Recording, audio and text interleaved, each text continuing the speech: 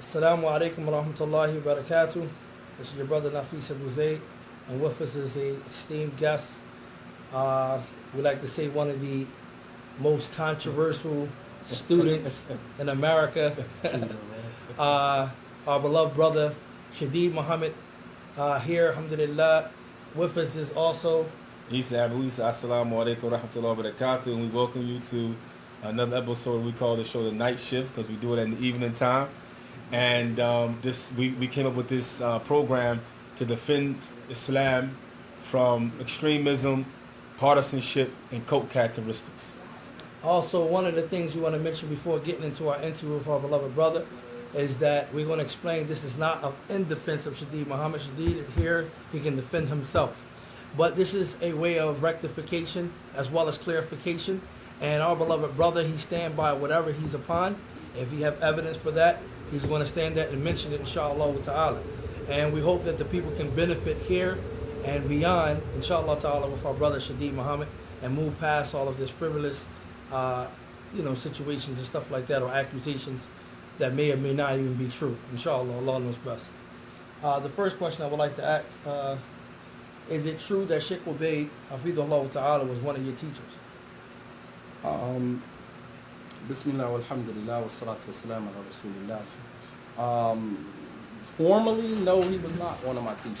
I mean, when you say one of my teachers, meaning one of the teachers in the university or one of the scholars amongst the many scholars that I had the opportunity to sit with when I was there, he wasn't one of my teachers in the university.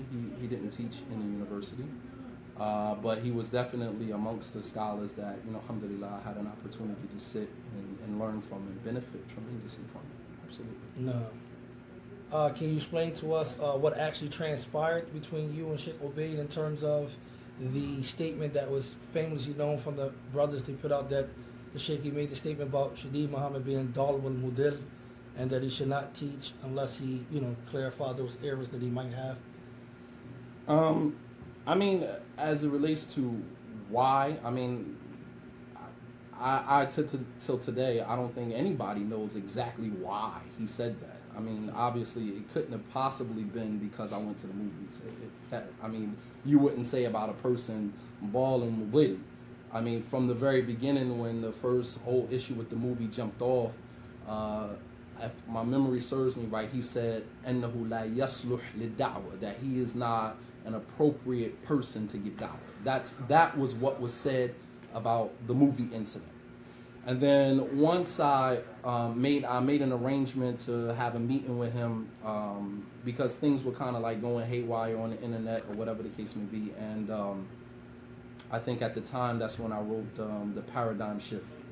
And basically Sheikh Ubayd had called for like a ceasefire, for the brothers at Salafi Publications to stop warning against me, for the brothers in Germantown to stop talking about me, until I met with him and we kind of hashed everything out. So it was like basically a ceasefire. Mm-hmm.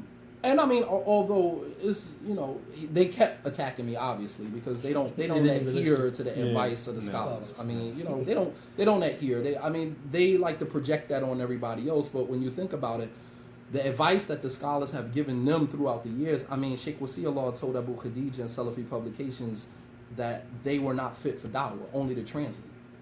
If you remember that, from the very beginning. He said he had a meeting with Abu Khadeejah and Bilal and the whole Mektab al-Salafiyya, and he said he told them, continue translating. You guys are doing a good job with translating, but you are not fit for da'wah. That is not your place to give da'wah. All right?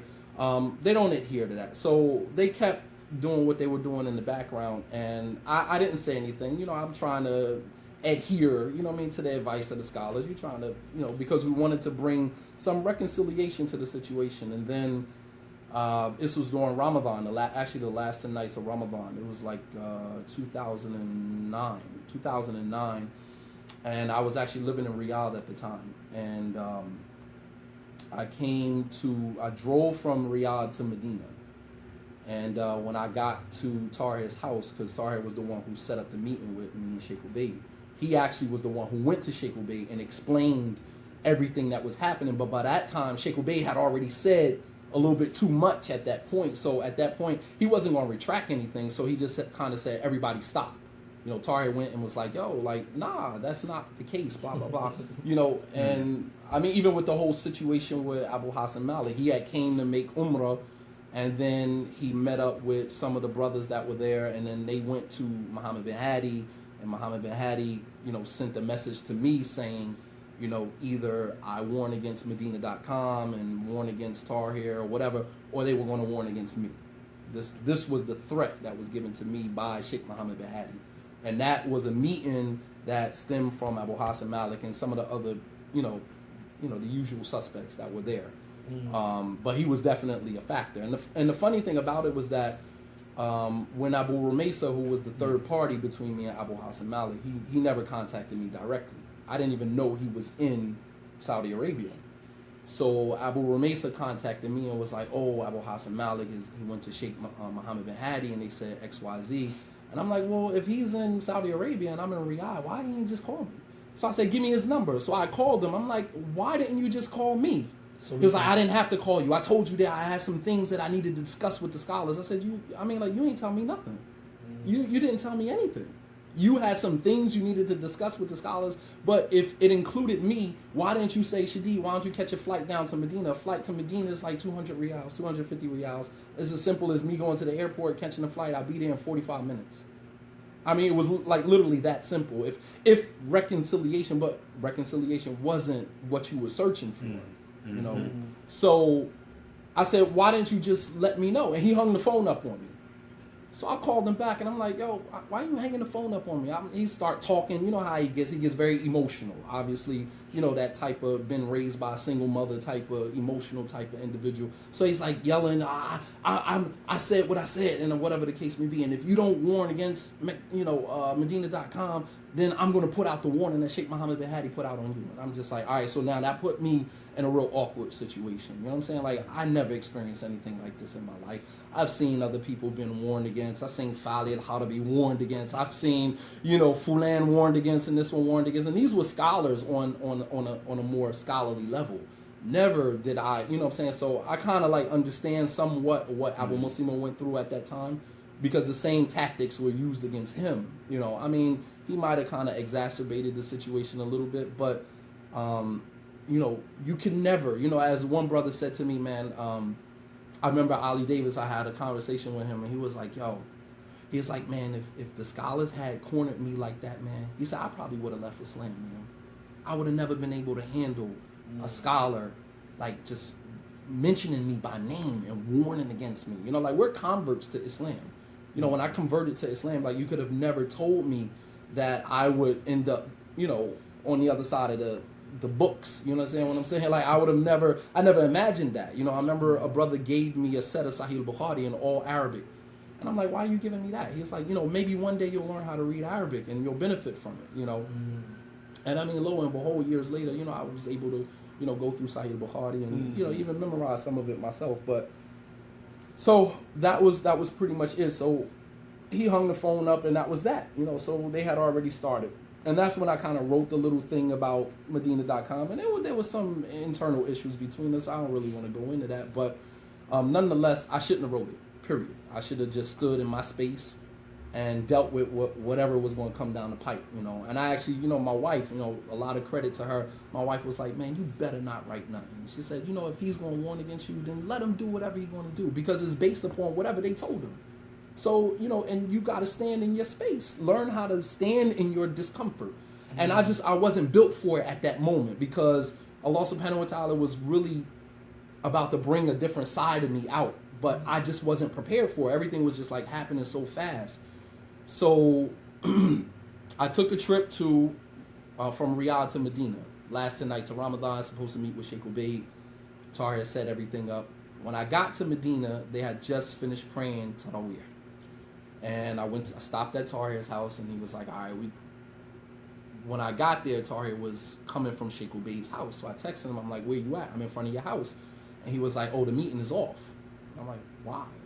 I just drove like 12 hours from Riyadh all the way down here. You know, what is the deal? And he was like, I'll talk to you when I get there. So when he got to the house, we went upstairs, and he was like, yo, Sheikh Ubayd don't want to meet with you. I'm like, why? I said, you know, he called a ceasefire. He told me to stop. stop giving dawah. That's what he said. Stop giving dawah. And he told the brothers to stop warning against me until we met. And then I get there tonight, and he's like, nah, I don't want to meet. Don't bring Shadeed Muhammad to my house. That's what he told Tariq. So I'm like, what type of game is this? Like, you know what I'm saying? Like, I followed everything you said do. And now come the night of, and you don't want to meet. I said, nah, I'm not doing this. I said, you know what? There are other scholars. I said, so you know what? I'm going to go to Mecca, and then I'm going to go back to Riyadh, and I'm going to talk to Sheikh Saleh Fawzan, which I did. I'm going to talk to the Mufti, which I did. I talked to some of the Mashaykh that Ali Davis and some of the other brothers was there. They took me to some of the Mashaykh in Mecca.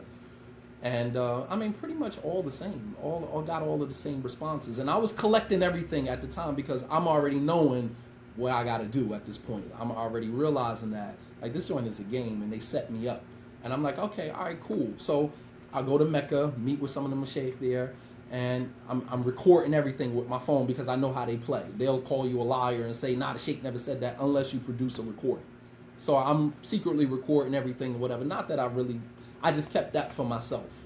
When I got back to Riyadh, all right, I went to the place where Sheikh Saleh Fawzan and the Mufti and all of them, they have this area, I'm forgetting what it's called, but this is pretty much where they work. They sit in their office, people come in, you can sit with them, ask them questions. So I get up and I go, you know, this is Sheikh Saleh Fawzan. I mean, I've only seen him in lectures, but actually sit with him personally. So I walk into the office, and there's this little guy sitting there at his desk.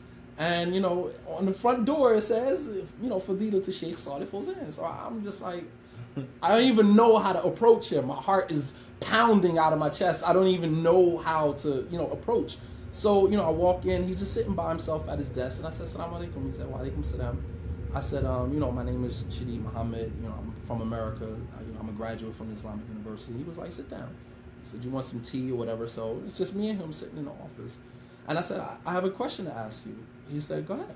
I said, you know, I went to the movies. I led with that because I didn't want to make it seem like I was, you know, throwing the cover over that. Nah, I own that. I don't have a problem with that. I own that, all of it.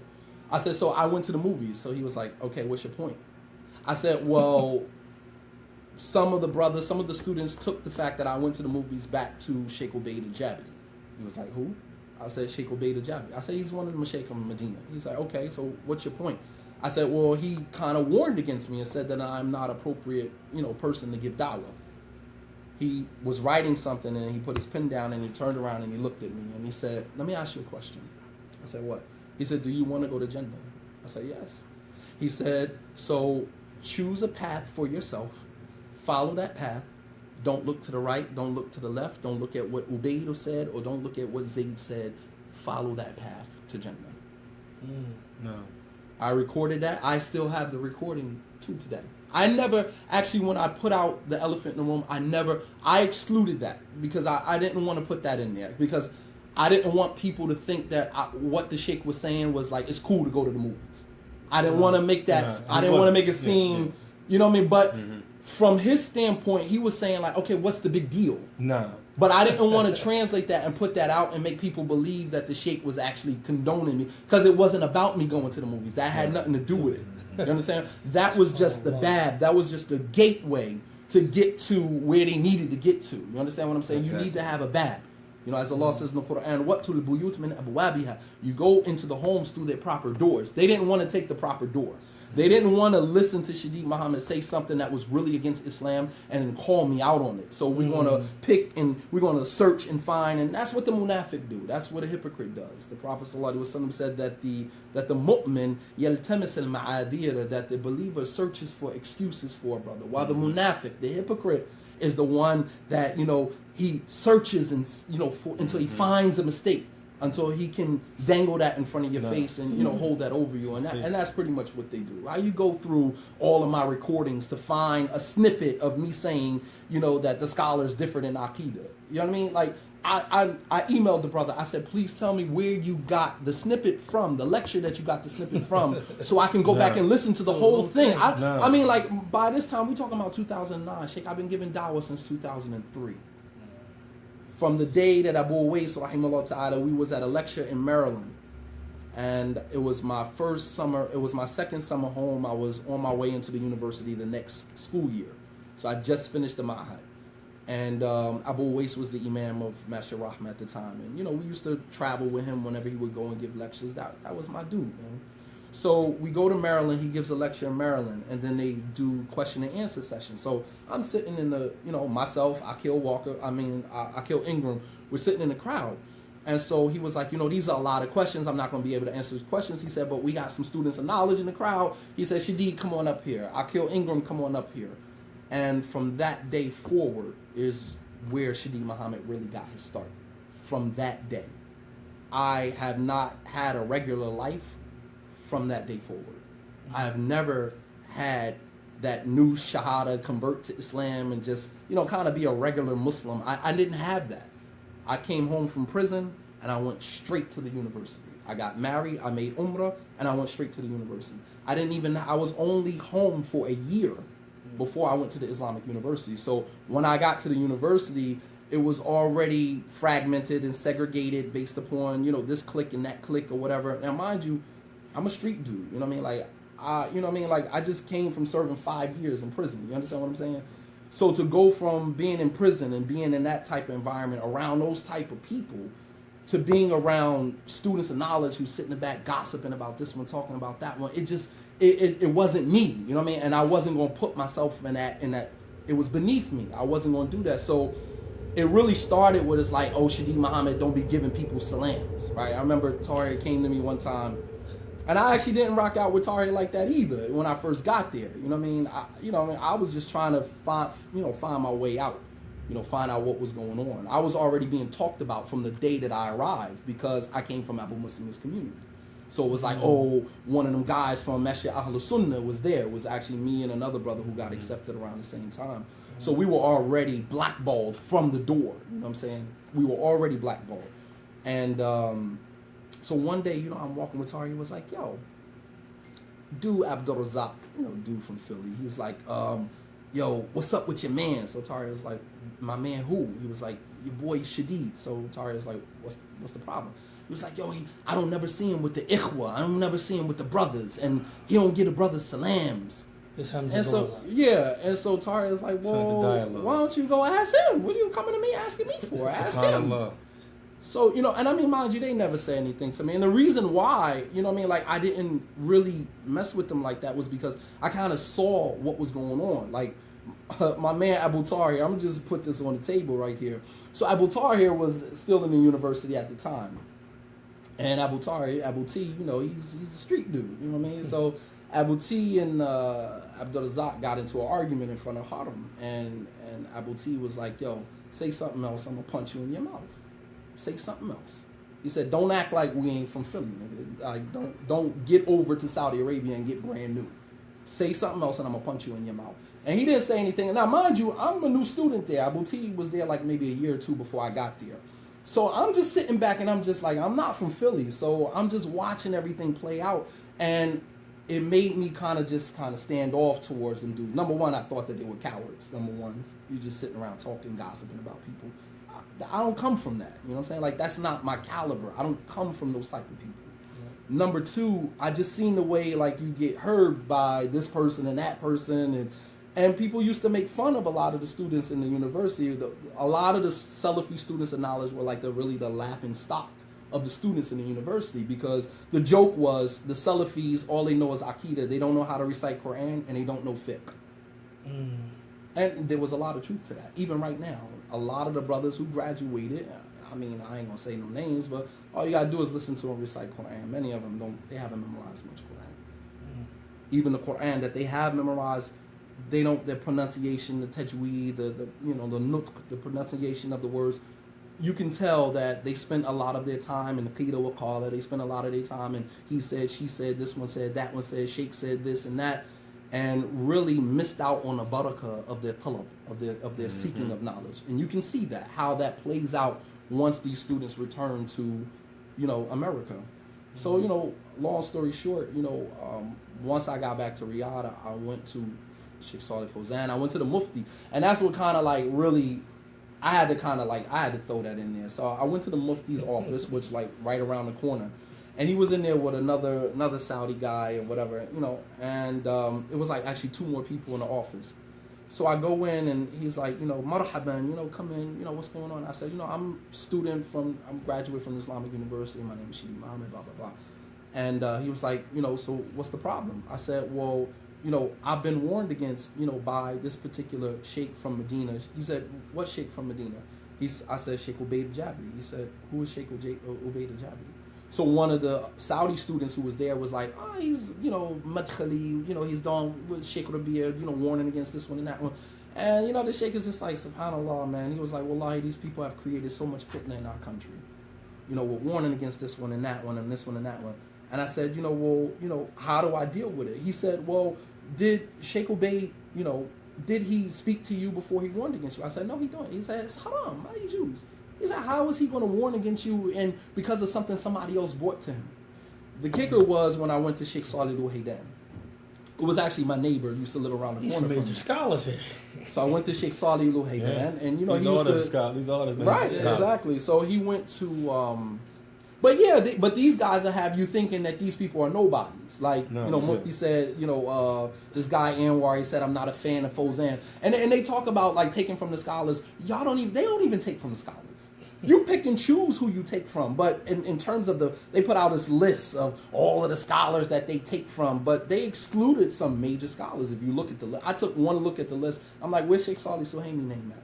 If you in Medina and Sheikh Saleh Suhaimi is, his name ring bells in Medina. If you're a student in knowledge, you definitely benefited from Sheikh Saleh Suhaimi. Why wasn't his name on your list of scholars that you take from? Because he warned against Abu Khadeejah. He warned against Maktab al-Salafiyya very clearly. Sheikh Wasiullah Abbas's name wasn't on the list either. Is that a coincidence? Right. No. So everybody who warned against them, they don't rock out. But then you'll tell the lay people, take from the scholars. You see how hypocritical that is? Yeah. You'll project on the lay people, take from the scholars, but the scholars, and the thing is that I've never taken any issue with any scholar who has said anything against me in haqq. If it was haqq, I don't have a problem. Me accepting my flaw and my mistakes, anybody who knows me knows that that's not my struggle. I don't struggle with that. No. I'll tell you that I did such and such. I'll own what I did. You know, that's the only reason why I sleep well at night. I don't have skeletons in my closet because of that very same reason. I'll tell on myself before I allow somebody else to tell on me, because I'm not going to let you dangle that over my head. I'm not going to let you hold that over me. That's imprisonment. I'm not going to let anybody do that to me. I will tell on myself. Did you get an audience from Sheikh al-Luhaydan? Yeah, I got the audio from him as well. What did he say? I mean, the audience. So the Sheikh Saleh al-Luhaydan was kind of like more like. And I put it in the elephant in the room. He said, well, did Sheikh Ubayd speak to you before he warned against you? I said, no. He said, well, then refute his statements and put it out in public, translate it, put it in public, just like he did you in public. He said he doesn't have a right to do that. He said he doesn't, if he did not speak to you about the issue, he said he does not have a right to judge you before he spoke to you. He said, so just as he put a ruling on you and they translated it and they put it out there, he said, then you refute what he said. I said, how am I going to refute him? He's a scholar. He said, scholar or no scholar, it doesn't matter. Nobody has a right in Islam to speak about the honor of another person until you have heard both sides of the story. And then he quoted the hadith of the Prophet ﷺ where he said to Ali, I know he said, you know, not to judge the second one until you've heard from the second one just like you heard from the first one. No. And that was all I needed from that point. That was all I needed. So I kind of gathered up everything, and mind you, I was still kind of emotional as that time was progressing. So although I was just kind of collecting my thoughts on paper, I didn't write anything at that moment. The elephant in the room didn't come until I actually came back to America. And I took the job at 15th Street, and I was probably here for about 4 or 5 months. And that was the time that I was starting. So it was around March. I came back December of 09. I came back December of 09. I took the position at UMM immediately soon as I came back. And I would say about March, April, I wrote The Elephant in the Room. Now, mind you, I had been working on this since November, since October, since everything jumped off. Everything kind of jumped off July of 2009. So you started the idea of the book in Saudi? In Saudi Arabia, as I'm collecting everything, but I didn't want to release it because I was emotional, and I didn't want to conflate. I didn't want to confuse my facts with my own personal issues. You understand what I'm saying? Like, if it's going to be academic and you're going to put it out for people to benefit from, then let it be ilmi. You know, let it be ilmi, not it be shakhsi. It's not going to be personal. It's going to be ilmi. It's going to be saturated, infused with ayat, Quran, ayat, hadith, statement of the Salaf. When you look at the elephant in the room from first page to the last page, that's all you see. Allah said, His Messenger said, Sahaba said, Ibn Taymiyyah said, Fulan said, that's all you see. Dalil after dalil after dalil after dalil. And I mean, it was modified many times over, to be honest with you. I had a couple of students that I kind of sent it to, and they were like, nah, man, you got to take that out, take that paragraph. Because, I mean, I was like, it was no hold barred. I was like, all right, gloves is off. If that's the game we playing right now, gloves is off. Because, I mean, you can't live in a glass house and be throwing stones at nobody else, man. You in Philly smutting and doing everything like, your closet got a lot of bones in it, dude. Like, you not in a position to be, you know, airing out nobody's laundry. And, I mean, the sad thing about it is that summer, if you remember, they had a conference in Cherry Hill. And that's when the girl stood up and said she was pregnant by Abu Hafsah Malik and they wasn't married. If it hit the shan, you see how that stuff come back to you. So while you was exposing, he went to the movies and got to shake the, look how that joint came back to you. And you need not do anything, but let Allah subhanahu wa ta'ala, one of Allah's names is Al-Muntaqim. He is the one that extracts retribution for his servants. You harm one of Allah subhanahu wa ta'ala's servants without due haqq. إِنَّ الَّذِينَ يُؤْذُونَ الْمُؤْمِنِينَ وَالْمُؤْمِنَاتِ بِغَيْرِ مَا اكْتَسَبُوا فَقَدْ احْتَمَلَ بُهْتَانًا وَإِثْمًا عَظِيمًا. That those who harm the believing men and believing women without due right. I never did anything to these dudes. I turned a blind eye to a lot of stuff. I curbed my tongue to a lot of stuff that was going on from about 2004 to about 2008. You understand what I'm saying? Like, you know, stuff that, you know, really needed to be addressed amongst the brothers. You know, Abu Hafsah Malik ducking and dodging me. We trying to organize a meeting. This dude will not sit in the room with me. Then finally I agreed. We was at Masha Rahma's conference in 2008. He keep telling Abu Rumaysa that, because that was his brother-in-law at the time, but he kept telling Abu Rumaysa, like, yo, the boy Shadid is disrespectful. You don't have respect for, you know, the older. And I mean, like, you can miss me. Like, respect is earned where I come from. Like, you don't just get that on GP because you've been in the Dawah game. Like, you don't get that. Validation is earned. You don't just get that on GP, man. You understand what I'm saying? Like, you don't just get that because you were old head in the Dawah. And I mean, the thing is that I come home one summer, it was like 2006, and Abu Hafsah Malik was doing lectures at Masha Rahma. And brothers had emailed me before I came home. And they was like, you know, if you get home, can you advise, you know, Abu Hafsah Malik, because he's imposing the position of Sheikh Muqbil, rahimahullah ta'ala, of, you know, after the salat, saying Allahu Akbar after the salat. And this was a new position for people in that area. We never heard that position before. I particularly never heard that position before. And then once they told me, I kind of did some research on it. Okay, whatever. But he gave a lecture, and then he said, you know, this is what should be said after the salat. So after you say Astaghfirullah 3 times, you say Allahu Akbar, Allahu Akbar, Allahu Akbar. So people were like, really, this is the first time they heard it. So they were a little reluctant to do it. So after one of his lectures, they prayed, and he was like, you know, I don't understand, why am I giving information out to the community and y'all not adhering to it? I don't hear nobody saying Allahu Akbar, you know. So one of the brothers was offended. So he emailed me. It was like, you know, when you come home, can you advise the brother when you get home? Now, I never had any interaction with Abu Hafsah Malik. I didn't know him like that, you know what I mean? Never met him personally, never had a conversation with him. But when I came home, obviously, as a student of knowledge, sometimes you kind of think that, you know, you that person, you moving up in the ranks. So maybe I could have approached him differently. I'm not denying that. Maybe I could have, you know what I'm saying? But at the time, I wasn't thinking about it like that. I'm trying to protect my community, you know what I mean? Like, we've been through a lot. Abu Ubayd had just died, rahimahullah ta'ala, and the community was, like, suffering. And I felt like him imposing that on it just wasn't right. And the email was just saturated with pain. The brothers is like, yo, why is he, you know, treating the brothers like that? He's very arrogant, very this. So I said, okay. So the day I got home, I went to the masjid. He was there teaching. After the class was over, standing on the side, and I'm like, Assalamu alaikum, how's everything, Sheikh? You know, blah, blah, blah. He's like, yeah, you know, you young guys, and, you know, come with that young talk. You know, they try to sun you, you know, put you in your place. So I said, let me ask you a question. I said, the position of, you know, you mentioning, you know, Allahu Akbar. Now, mind you, I went and did some research on the issue. Now, mind you, that was a minor opinion amongst many of the scholars. So he was like, I said, who from the scholars preceded, Sheikh Mukbil in that position? I said, because in my research, I was finding that wasn't a favorable position. And he was like, well, Ibn Hazm. And he started getting puffed up with pride. He was like, well, Ibn Hazm. I said, well, Ibn Hazm's comments and his opinions amongst the Ashhar al-Fuqaha, like, they don't really regard his opinion like that. Like, for us to be taking his opinion and running with it. He was like, well, I was teaching Islam and giving da'wah while you were still on the porch and blah, blah, blah. And I'm like, oh, listen, man. I said, I don't like all that clam about I'm a young boy and you older than me. Dude, first of all, you're only a couple years older than me, number one. Number two, my street credibility would probably make me older than you. And that's neither here nor there. I just don't try to put me in a box. Don't box me in with the whole I've been giving da'wah longer than you. Like, if you really deserve respect, people will give you that on GP when they first meet you. I met the brother, he was a decent brother, mashallah, I got nothing but love for the brother. You know what I mean? And I'm one of those people, when you first meet me, you either love me or you hate me. It is no in-between. Because I don't give you room to have that type of in-between. You either dislike me from the very beginning or you like me from the very. You rock with me because you see, like, yo, this dude, he's a real dude.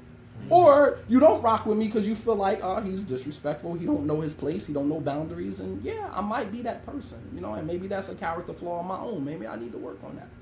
Okay. So, long story short, as we were walking out, then the conversation kind of got heated. And he started, getting offended or whatever the case may be. And I'm like, you're not even from this community, man. Like, you should know the people and you should be aware. I'm just trying to give him some pointers of dawah, but for him, it's just like he couldn't accept that. And from that day forward, this dude never liked me from that day forward. So he kept telling Abu Ramesa about mistakes I made here, mistakes I made there. So Abu Ramesa was like, well, why don't you just meet with the brother? It's like, nah, I don't want to meet him. So but they had it in for you after that. Right, exactly. He already had it in for me from that day forward. I mean, like, it's almost like it's almost like what females do when they have an issue with you and they just can't let it go. They just can't let it go. So, long story short, Master Rahma Conference 2008, Abu Ramesa was like, yo, I arranged a meeting for you and Abu Hafsah Malik. I said, all right, cool. I ain't running from you. I'm here. So we're sitting in the conference room waiting for him to come in. He comes in with his son. So he comes in, Assalamu alaikum wa rahmatullahi wa barakatuh, whatever the case. Wa alaikum salam. So he tells his son, he snaps his finger at his son, like, over there. I'm just looking at this dude like, you gotta be kidding me. He snaps his finger to his son, pointing to him like, go sit in the corner. I'm like, why are you bringing your son to a meeting that's just me and you and Abu Ramesa? I mean, long story short, man, I'm just trying to just paint a picture to you of what you was dealing with, of all of the stuff that I was dealing with. Exactly. And I understand. So you got a question?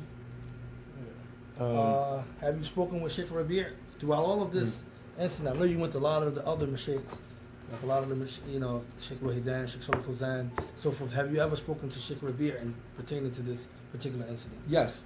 So when I came home that year, 2009, 2010, Master Rahma was still kind of on the ropes. They didn't really know what position to take. So everything, the fit had hit the shan with Shadeed Muhammad. But Master Rahma, that's my community. And Abu Muhammad was a driving force in trying to make sure that whatever was being said about me was going to stick, because this is his livelihood. Mind you, he's the imam. So his fear from the very beginning was that I was going to graduate and come home and be the imam of Master Rahma. You're from Newark. You understand what I'm saying? Yeah. So you understand what I'm saying? So his fear was always Shadeed Muhammad's going to come home and take my place. Yeah. That's my home. You know what I'm saying? That's my home. So it's about bread. So he had to make sure that whatever was being said was going to stick. So Master Rahman was like, all right, well, we want to clarify this issue with Shadeed because he's a valuable asset to the community. So although I was the imam at United Muslim Masjid, they were arranging an Umrah trip the same year that I came home. So I went with Master Rahman. They paid for my ticket. They took care of everything because they wanted to rectify this situation. Right? Now, mind you, Abu Muhammad was salty because he felt like whatever was said, and I didn't need to go make Umrah, and meeting with Sheikh Rabi' was a waste of time. That was his sentiment. So, Abdul Kareem and some of the brothers on the board was like, nah, we not just letting it go like that. It's Abu Muhammad Maghribi. Yes. So they like, nah, so they paid for my ticket, paid for my room, everything. So we get there. So once we got to Mecca, we performed Umrah. So Ali Davis and Farhan had set up the meeting with Sheikh Rabi'a. It's like, all right, when you get here to Sheikh. So I'm thinking that, like, I'm going to get there. We're going to talk about the movies and Sheikh Ubayd. And, you know, we're going to hash it all out. So Abu Muhammad wasn't there, but he sent his mole, who was Ashraf at the time, Egyptian brother, used to call it then, you know, got into some stuff over there, whatever. But at the time, he was Abu Muhammad's flunky. So he sent him to kind of go and get the narrative and then bring it back to him so he can shape it up the way that he wanted to. So when we got back to America, he still controlled the narrative, right? So we sat with Sheikh Rabi'a. Sheikh comes in, he sits down, sit next to him. And now, mind you, the Sheikh doesn't know me. He doesn't know me from a can of spray paint. You know what I mean? I've sat in his lessons as a student, and that was pretty much it. You know, I never went to his house. I never, you know, sat in his face and made sure he knew who I was. Like, I wasn't that type of person. Like, I never did that. Kissing the Sheikh on the head and, you know, Sheikh, can I come over on, you know, and have lunch with you, and calling him unnecessarily. Like, I never did that. I benefited from the scholars the exact way that a student is supposed to benefit from the scholars. So he didn't really know who I was. So Ali Davis introduced me. He was like, you know, this is Shadeed Muhammad. This is the one Sheikh Ubayd said. It's a deviant, blah, blah, blah. So the Sheikh turns to me and he says, what's your position on Abu Hafsah al-Ma'rabi? Like, huh? Abu Hafsah al-Ma'rabi? I said, I don't have a position on Abu Hafsah al-Ma'rabi. He said, well, if you're a student of knowledge in the West, you should have a position on it. I said, but why? He said, because his books are muntashira, his books are, you know, spreading, his books are, you know, available, his recordings are available. I say, Sheikh, but in our environment, we don't listen to Abu Hafsah al-Ma'rabi. He speaks Arabic. He doesn't speak English. We're English-speaking people. The only thing that we have in Arabic of translations is what somebody who knows Arabic translated into English for the vast majority of our people. We don't listen to Abu Hafsah al-Ma'rabi. I said, I've never heard any one of his lectures. I've never read a book of his. If he was standing in front of me, I wouldn't even know who he was. Neither would any of the people in the community that I come from. He said, okay. He said, what is your position on Zahid? I said, Zahid who? Rashid? He said, yes, Zahid. I said, as far as I know, he's Salafi brother. Now, mind you, I didn't rock with Zahid like that. He felt like me writing the elephant in the room was damage to the Dawah, and I haven't spoken to him since then. Nonetheless, I wasn't going to throw him under the bus, you know, in front of the Sheikh. I said, as far as I know, he's Salafi. He's like, no, he's not Salafi. Most Salafi huwa. I said, why? I said, why isn't he Salafi? He said, I told Zahid before he left Mecca, when he got back to America, to warn against Abu Hafsah al-Ma'rabi. He said, until today, I haven't heard anything. I said, Sheikh, possibly because of the same reason. Possibly because of the same reason. Now, mind you, as I'm talking, I'm realizing what the Sheikh, where is he going with this? How does he know what Zahid did in America? From the brothers. How does he know that Abu Hafsah al-Ma'rabi is prevalent in America and all the students need to warn against him? Because of what they told him. Right. You understand what I'm saying? Like, so as I'm talking to him, I'm like, damn, I thought we was going to talk about the movies and Sheikh Ubayd, and he's asking me all of these random questions. So then he was like, all right, ma mawqifaka min Tahir. He said, what is your position with Tahir? I said, Tahir who, Wyatt? He said, yes. He said, هذا صاحب Zahid, صاحب Abu Hafsah al-Ma'rabi. I said, he's Zahid's companion, he's Abu Hafsah al-Ma'rabi's companion? I said, Sheikh, I said, with all due respect, يعني بكل هدوء, I say this with all respect. I said, I have no idea what you're talking about.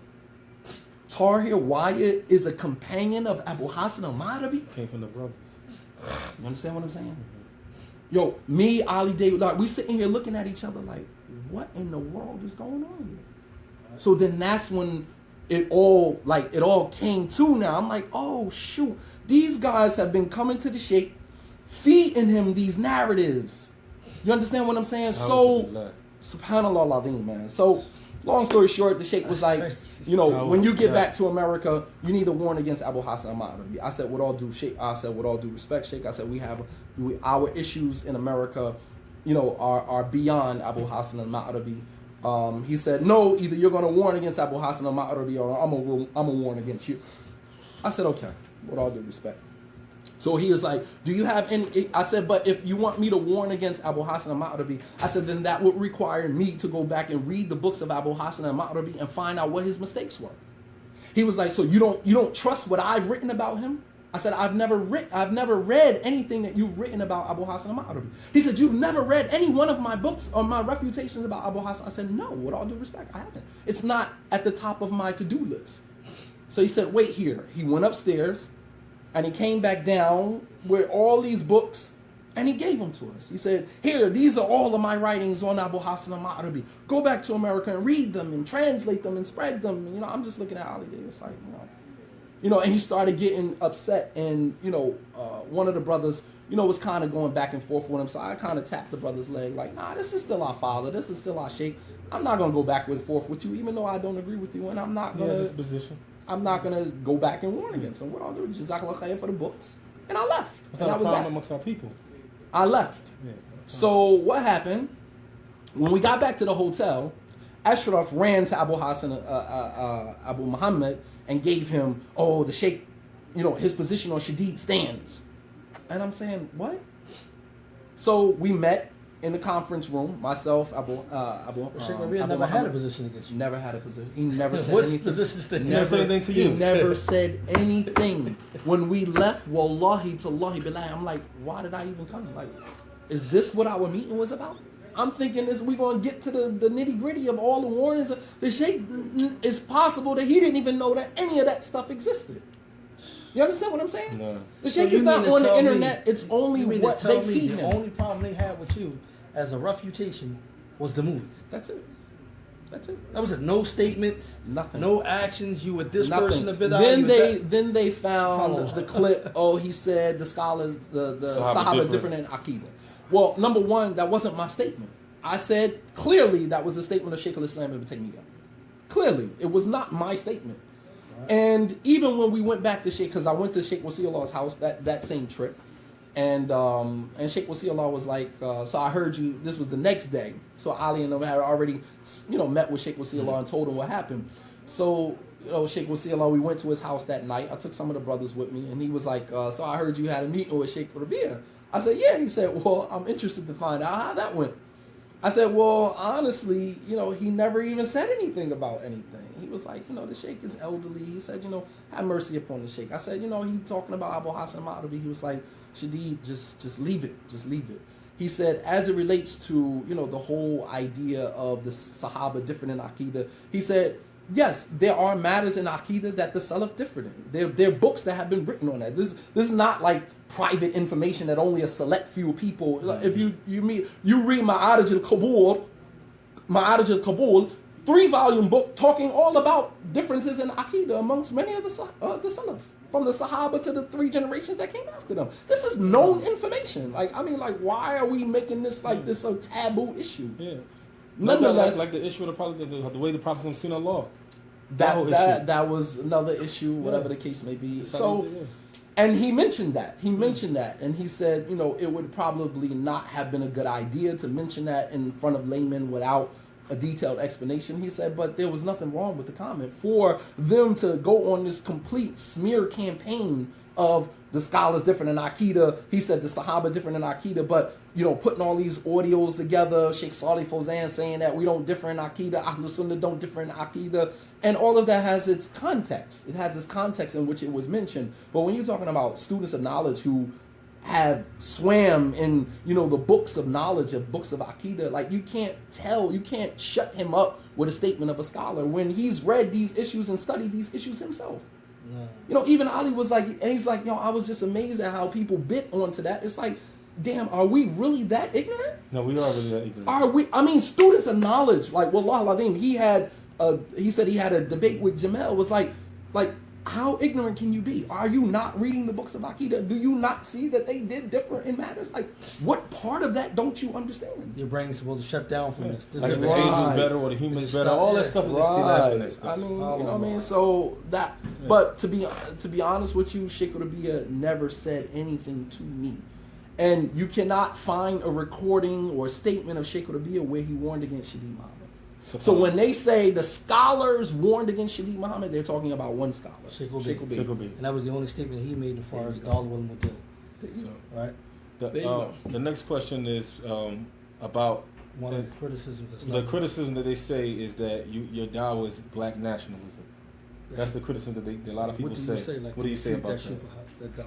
Well, obviously, to someone who doesn't understand what nationalism is, they're going to label it. You know, it's almost like the guy Anwar Wright, when I did the paradigm shift. He didn't know how to translate the paradigm in Arabic. He probably never heard the word before in his life.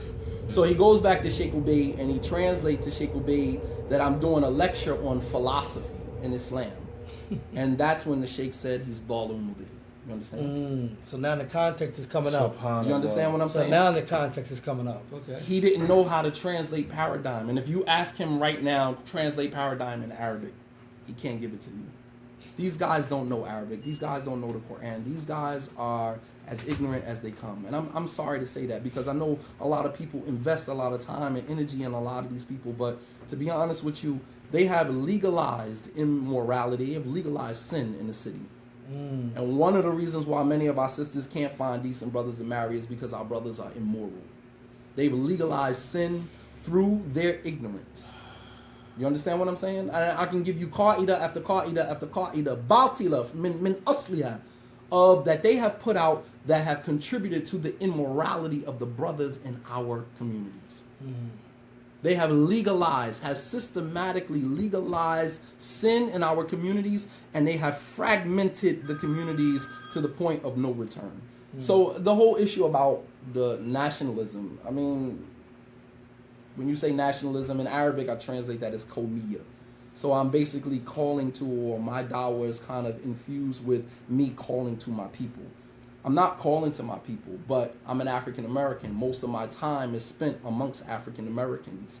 The issues that I deal with and that I'm qualified to deal with are African American issues. I can't go to a foreign community, Pakistani community, Arab community, and deal with their issues.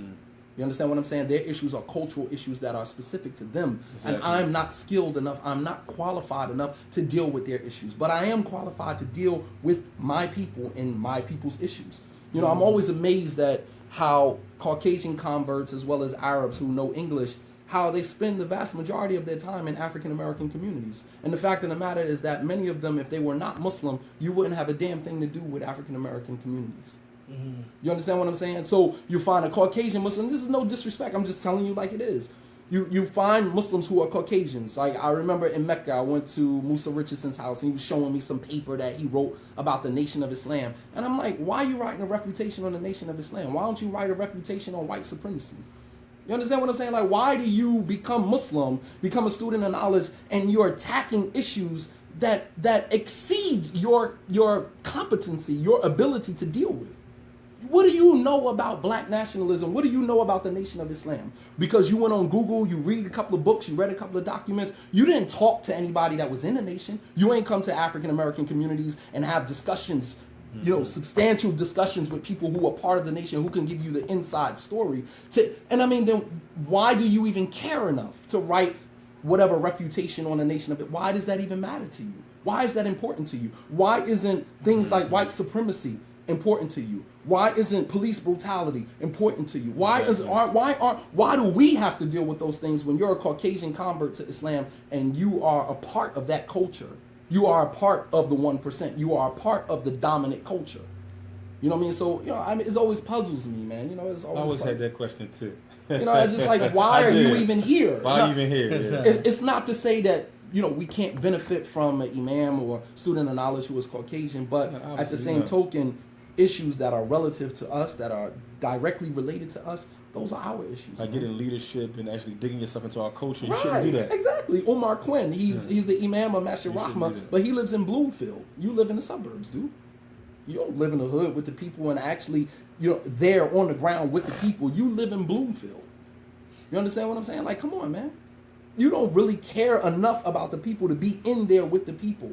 Abu Ubayd, rahimahullah ta'ala, moved from Ohio to East Orange. He lived right in East Orange, not too far from the masjid, right in the hood. But when a Caucasian imam becomes the imam, we gotta move him up to Bloomfield because he can't live in the hood. But yet he can come to the hood and dictate to us how we should live our lives and how we're not on the sunnah and how we're not practicing Islam correctly. You understand what I'm saying? So the whole issue of me, being nationalistic, it's not that I'm nationalistic. It's just that I had reached a point in my life where I had to realize that I'm an African American and I'm not going to be any more than that. I'm not an Arab. You understand what I'm saying? I speak Arabic fluently. I can read Arabic fluently, but I will never be an Arab. You know what I mean? I am an African American, and I had to accept that. You know what I mean? My second to my last year in the university, I stopped wearing the gutra. I'm not that is not my culture. Now, mind you, other students might differ with me on that. You wear the people of your, you wear the clothes of the people, whatever. So it's not libas, shuhra. You're not showing off or whatever the case may be. But I just think that there's some acceptance of our condition that many of us as students of knowledge have yet to accept. We haven't accepted that. You know what I mean? And I'm one of those people that I learned very early on that I am nothing more than an African American. And I embrace that. And I work towards trying to uplift. When you look at, for example, Al-Maghrib Institute, or you look at any of these institutes, they don't come to our communities to teach us. They don't. Mm-hmm. They stay amongst their people. But they are never called nationalists. They are never called racist. You know why? Because they're the dominant culture. We are the minority, so we take the brunt. We take the burden of everybody. You understand what I'm saying? While they can teach their people and educate their people, and nobody will ever say that they're racist. No.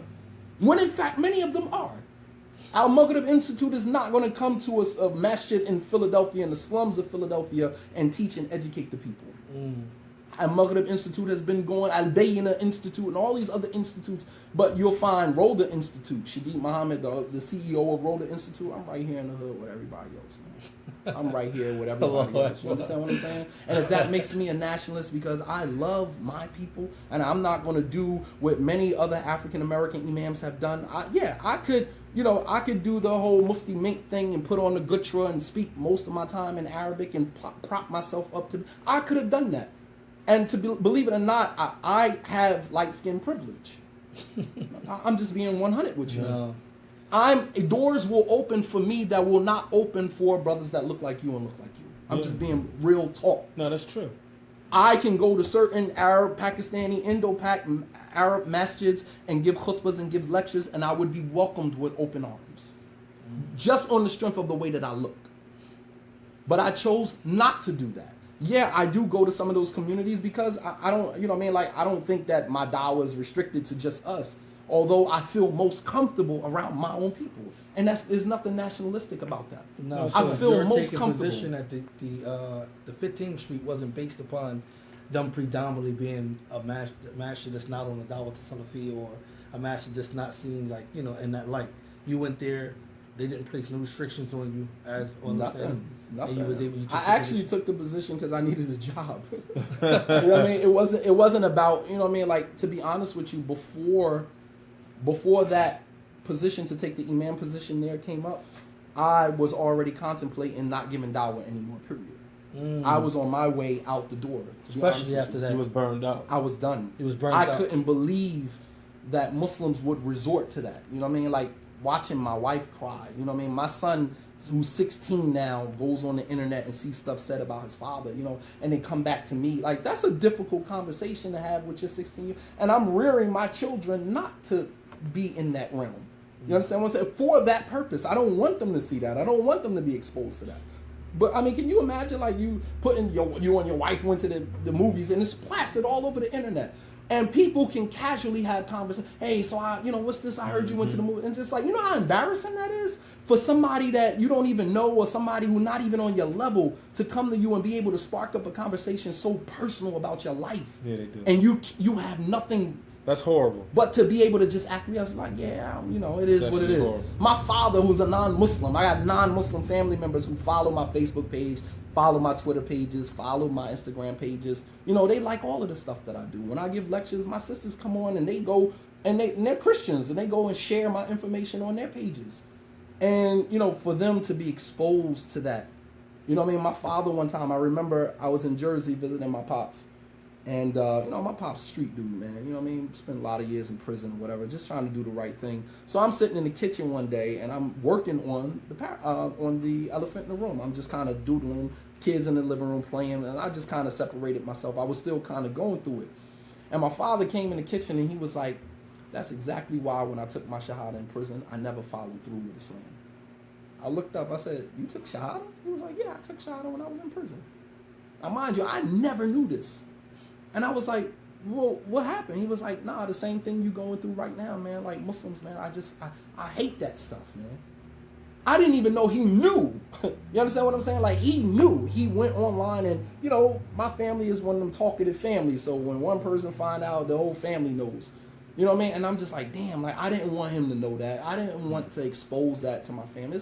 How do you go and give someone dawah after they just read that Muslims are just destroying your honor over something as petty as this? It wasn't even academic. It wasn't even like, you know, let's deal with it from a fiqhi or ilmi position. It was just like, I don't like this dude. That's what we call as nigga stuff. Yeah, Negro stuff. Absolutely, man. It's definitely, it's short is devastated, man. Yeah. What happened between you and Abu Khadeejah and Salafi Publications? Salafi Publications, they had been, I was like a nobody. I wasn't the one they was coming for. They was coming for Tahir. They was gunning for him from the very beginning. You know, when Bilal Davis left, he got kicked out of the university. Let's be clear about that. He gave a lecture some time ago when he was asked why he didn't graduate from the university. He said because of the forces of Hizbiyah. Sounds like a poor sci-fi movie. Like, how in the world you going to get in public and tell people you didn't graduate from the university because of the forces of Hizbiyah? You was a poor student. Let's just call it what it was. The forces of Hizbiyah. Right. You was expelled. Star Wars or something? Right, exactly. With the scholars that the teacher that was there that was a part of Hizbiyah was come on, conspiring man. against him or something? Right. So tell the people you got kicked out of the university. Tell the people you got let go. I mean, you know, nonetheless, they were kind of gunning for him, you know what I mean? And Tahir was like, that was my man, you know what I mean? Like, I'm one of those people, I have like a high sense of justice. Like, I hate to see people oppressed. I've always been like that my entire life. Every fight, every battle that I have been in my life, most of the time, 95% of the time, was because of somebody else, not because of me. I'm one of them people, I don't like to sit back and watch somebody being oppressed. You know what I'm saying? If I see a guy picking on another guy, I'm going to jump in and I'm going to say something. No. I can't. I have a high sense of justice. I cannot sit back and watch somebody oppressed. So when I saw, you know, all of the gossip going around Tahir, they wasn't really saying anything about me. I was like a nobody at that time, but they were kind of gunning for him. And I don't like oppression. I didn't like it. So, you know, I kind of linked up. I clicked with him based on that. You know, and at the beginning, you know, he kind of tucked me under the wing, was showing me the ropes, taking me to some of the Mashaykh house. And let's be clear about it. America, Salafiyya in America would not be what it is today if it was not for Tahir Wyatt. Make no mistake about that. And I don't praise nobody over Allah subhanahu wa ta'ala. Make no mistake about it. That whole scholars, connecting with the scholars, he was the one that connected people to the scholars. Make no mistake about that. Them brothers didn't have no connection with the ulama like Tahir had. None of them. None of them. Don't let none of these brothers tell you that they had a connection to the scholars. Tahir Wyatt was the one, when students came to the university, he took you to Sheikh Saleh Suhaimi's house. He took you to Sheikh Abdul Muhsin's house. He took you. If you was in the car with him, he was either on the phone with one of the Mashaykh or ride with me real quick, I'm going to see Sheikh Ubayd. Ride with me real quick, I'm going to see the Sheikh Fulan. And they love him, man. Make no mistake about that. And, you know, this is not no praising, but this whole idea of he's calling people away from the scholars of the West, like, you gotta be kidding me. He connected these people in the West to the scholars. What are you talking about? What are you talking about? Every scholar, the majority of the scholars that I met in Medina was through Tahir. And just like every other student, as well as Anwar Wright and as well the rest of them. You met the scholars through Tahir. He connected you immediately to the scholars. When you got to Medina, if you were around him, if you were in Medina and you were around him, he was either going to a meeting with one of the Mashaykh, he was either on the phone with one of the Mashaykh, he was going to run by one of the Mashaykh's house to go do this or do that. You had a connection. If you was around him, you had a connection to one of the Mashaykh. And to come now with this whole narrative of he's trying to separate people from the scholars, separate the scholars from the West or whatever, he was the one that, he was the rabt, he was the connection between the scholars in the West. He brought Sheikh Saleh Suhaimi here. You remember he brought him here to Philly. You understand what I'm saying? He didn't take them to the suburbs. He brought them here to Philly, to Germantown. You understand what I'm saying? Who did that? The same person that's trying to now separate the people from the scholars? Come on, man. You got to be kidding me, man. You got to be kidding me. So, you know what I mean? Where was we going with that? Abu Khadeejah. So they really were kind of gunning for him. So, you know, let me tell you about this dude, Mustafa George. Let me tell you about this guy. So, corniest guy that I have ever come in contact with, man, in my life as a student. He goes to Riyadh and he does a lecture, 21 Ways Why Tahir Wyatt is Astray. Right? Really? I didn't even never knew that. Really? So when we got wind of it, so I saw him and I'm like, yo, what do you mean 21 ways? Like, how you giving a lecture in Riyadh? You was a student in the university and you going to Riyadh doing a lecture, 21 Reasons Why Tahir Wyatt is Astray. Now, mind you, you see Tahir on passing every day. And then you turn around behind his back and go to Riyadh and do a lecture, 21 Reasons. So just asking him right there.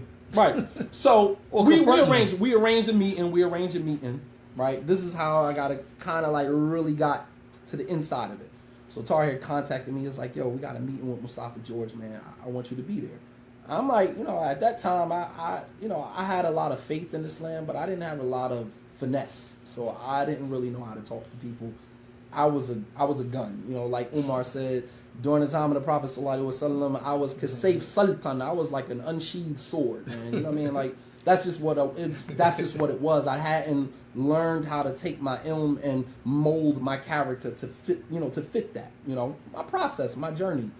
So I'm like, you probably don't want me there, man. Like, I'm probably the one. And he's like, nah. You need to be there.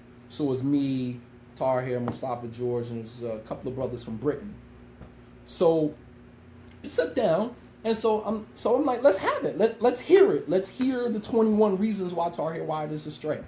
His first reason, number one, wallahi, I kid you not, he spoke against the brothers at the Mektaba Salafiyah. Oh, I said, wait.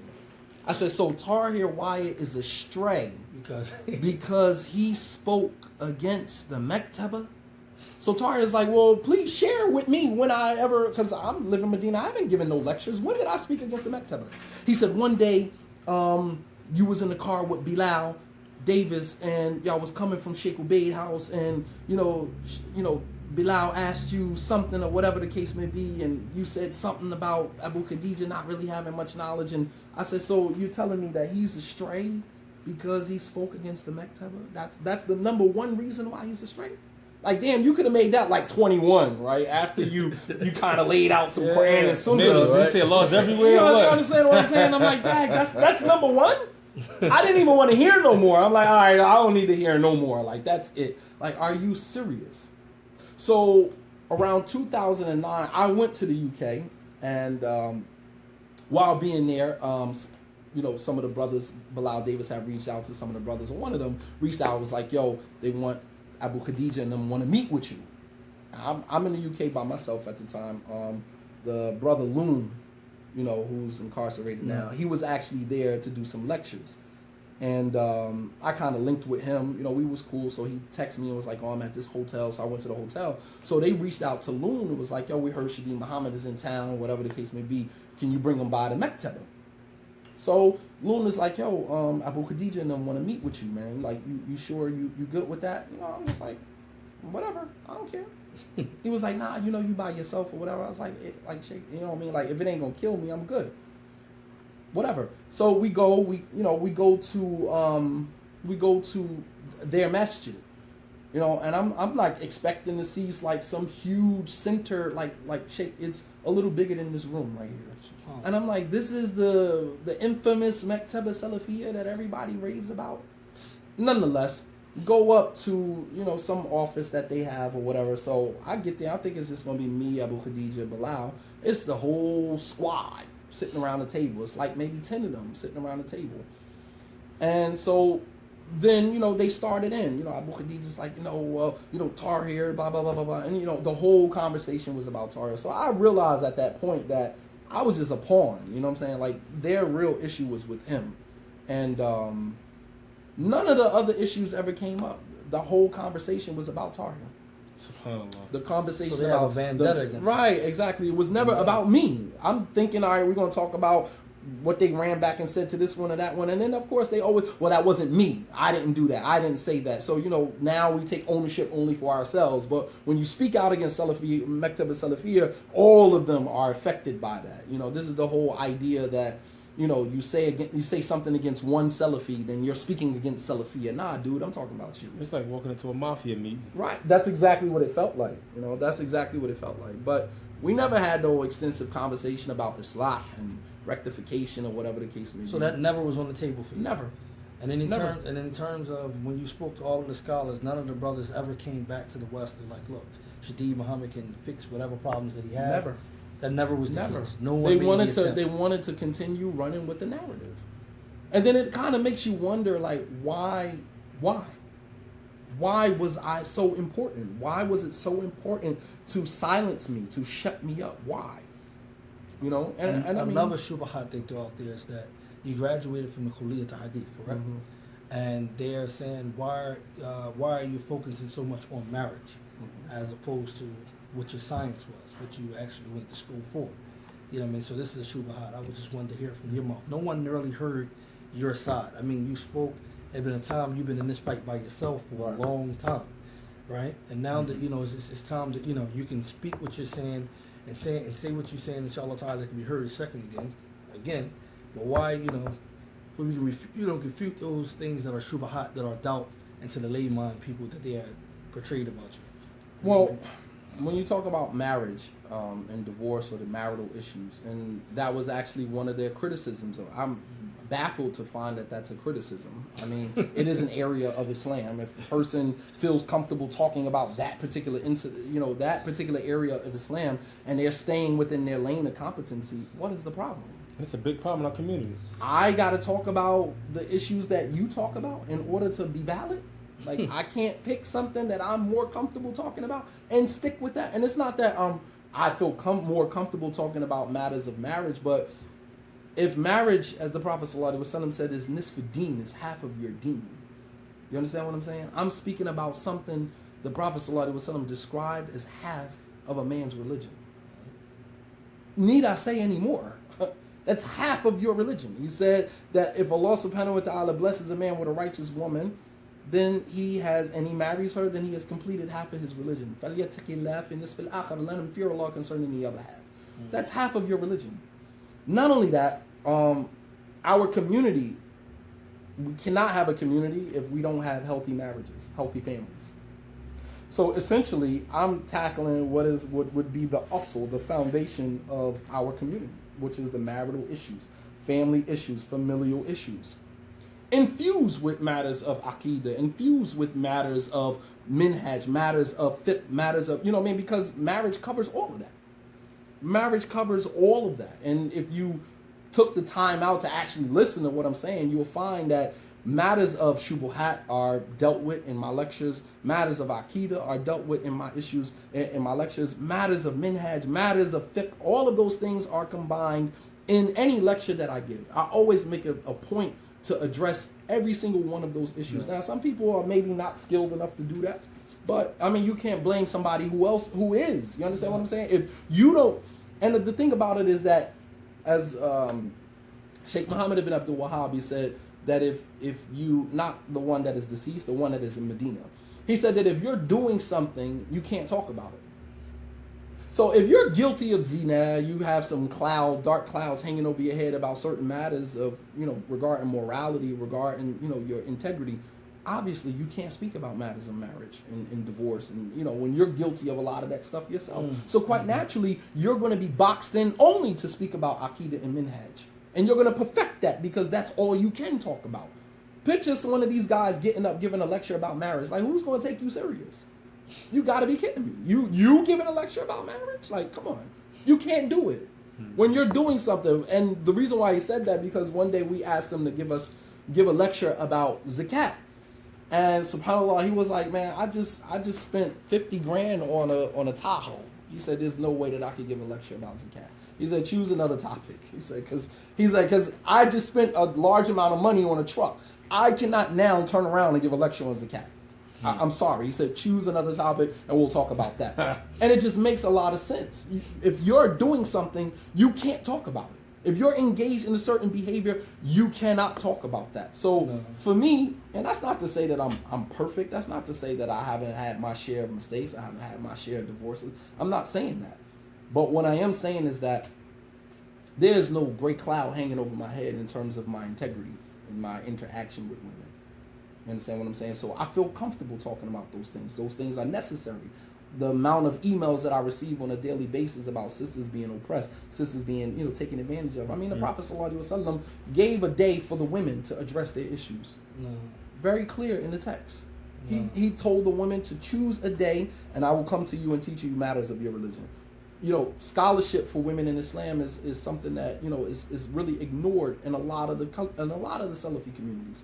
Women don't have a voice. They sit there and they take from whatever this man dictates to them, and they're not uplifted. They're not given their position. They're not given their status the way that women were given status in their communities. All you got to do is take a look at the women that are oppressed, the women that are battered, they're abused, they're sometimes abused in front of the masjid, and nobody says a word. Nobody says a word. I mean, we don't want to start calling names up, but I know all of the issues, man. I've been in Philly since 2010, man. It's not a statement. It's not a, like, come on, man. But they got two things.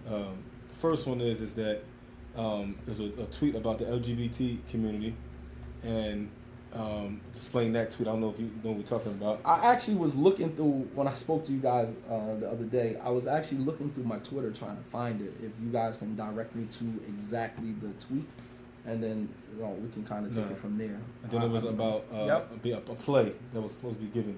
Your name was on there. Something about was Master of the Law. I think it was supposed to be at. These are the things they're using against you. These things they retweeting, using against you. Maybe you can speak on it. Well, I mean, as a student of knowledge, one of the things that you have to learn how to do is kind of learn how to navigate through the nuances of dealing with the cultural things. Not just the cultural things, but even just the lay Muslims. Okay. You know what I'm saying? And in order for you to kind of get in there and start, making them feel comfortable, because believe it or not, although, what's LGBT? No, the LGBT. I think I sent it to you on WhatsApp. Yeah, you can. Okay, so the point that I'm making is that as a student of knowledge coming back to America, you usually start off with that hardcore Saudi, methodology of Quran, Sunnah, black and white, and everything. And then once you get here, and you're looking through you're seeing the people in their space, in their zone, and you're trying to figure out how can I assist them. But believe it or not, maybe Salafis don't consider me to be Salafi.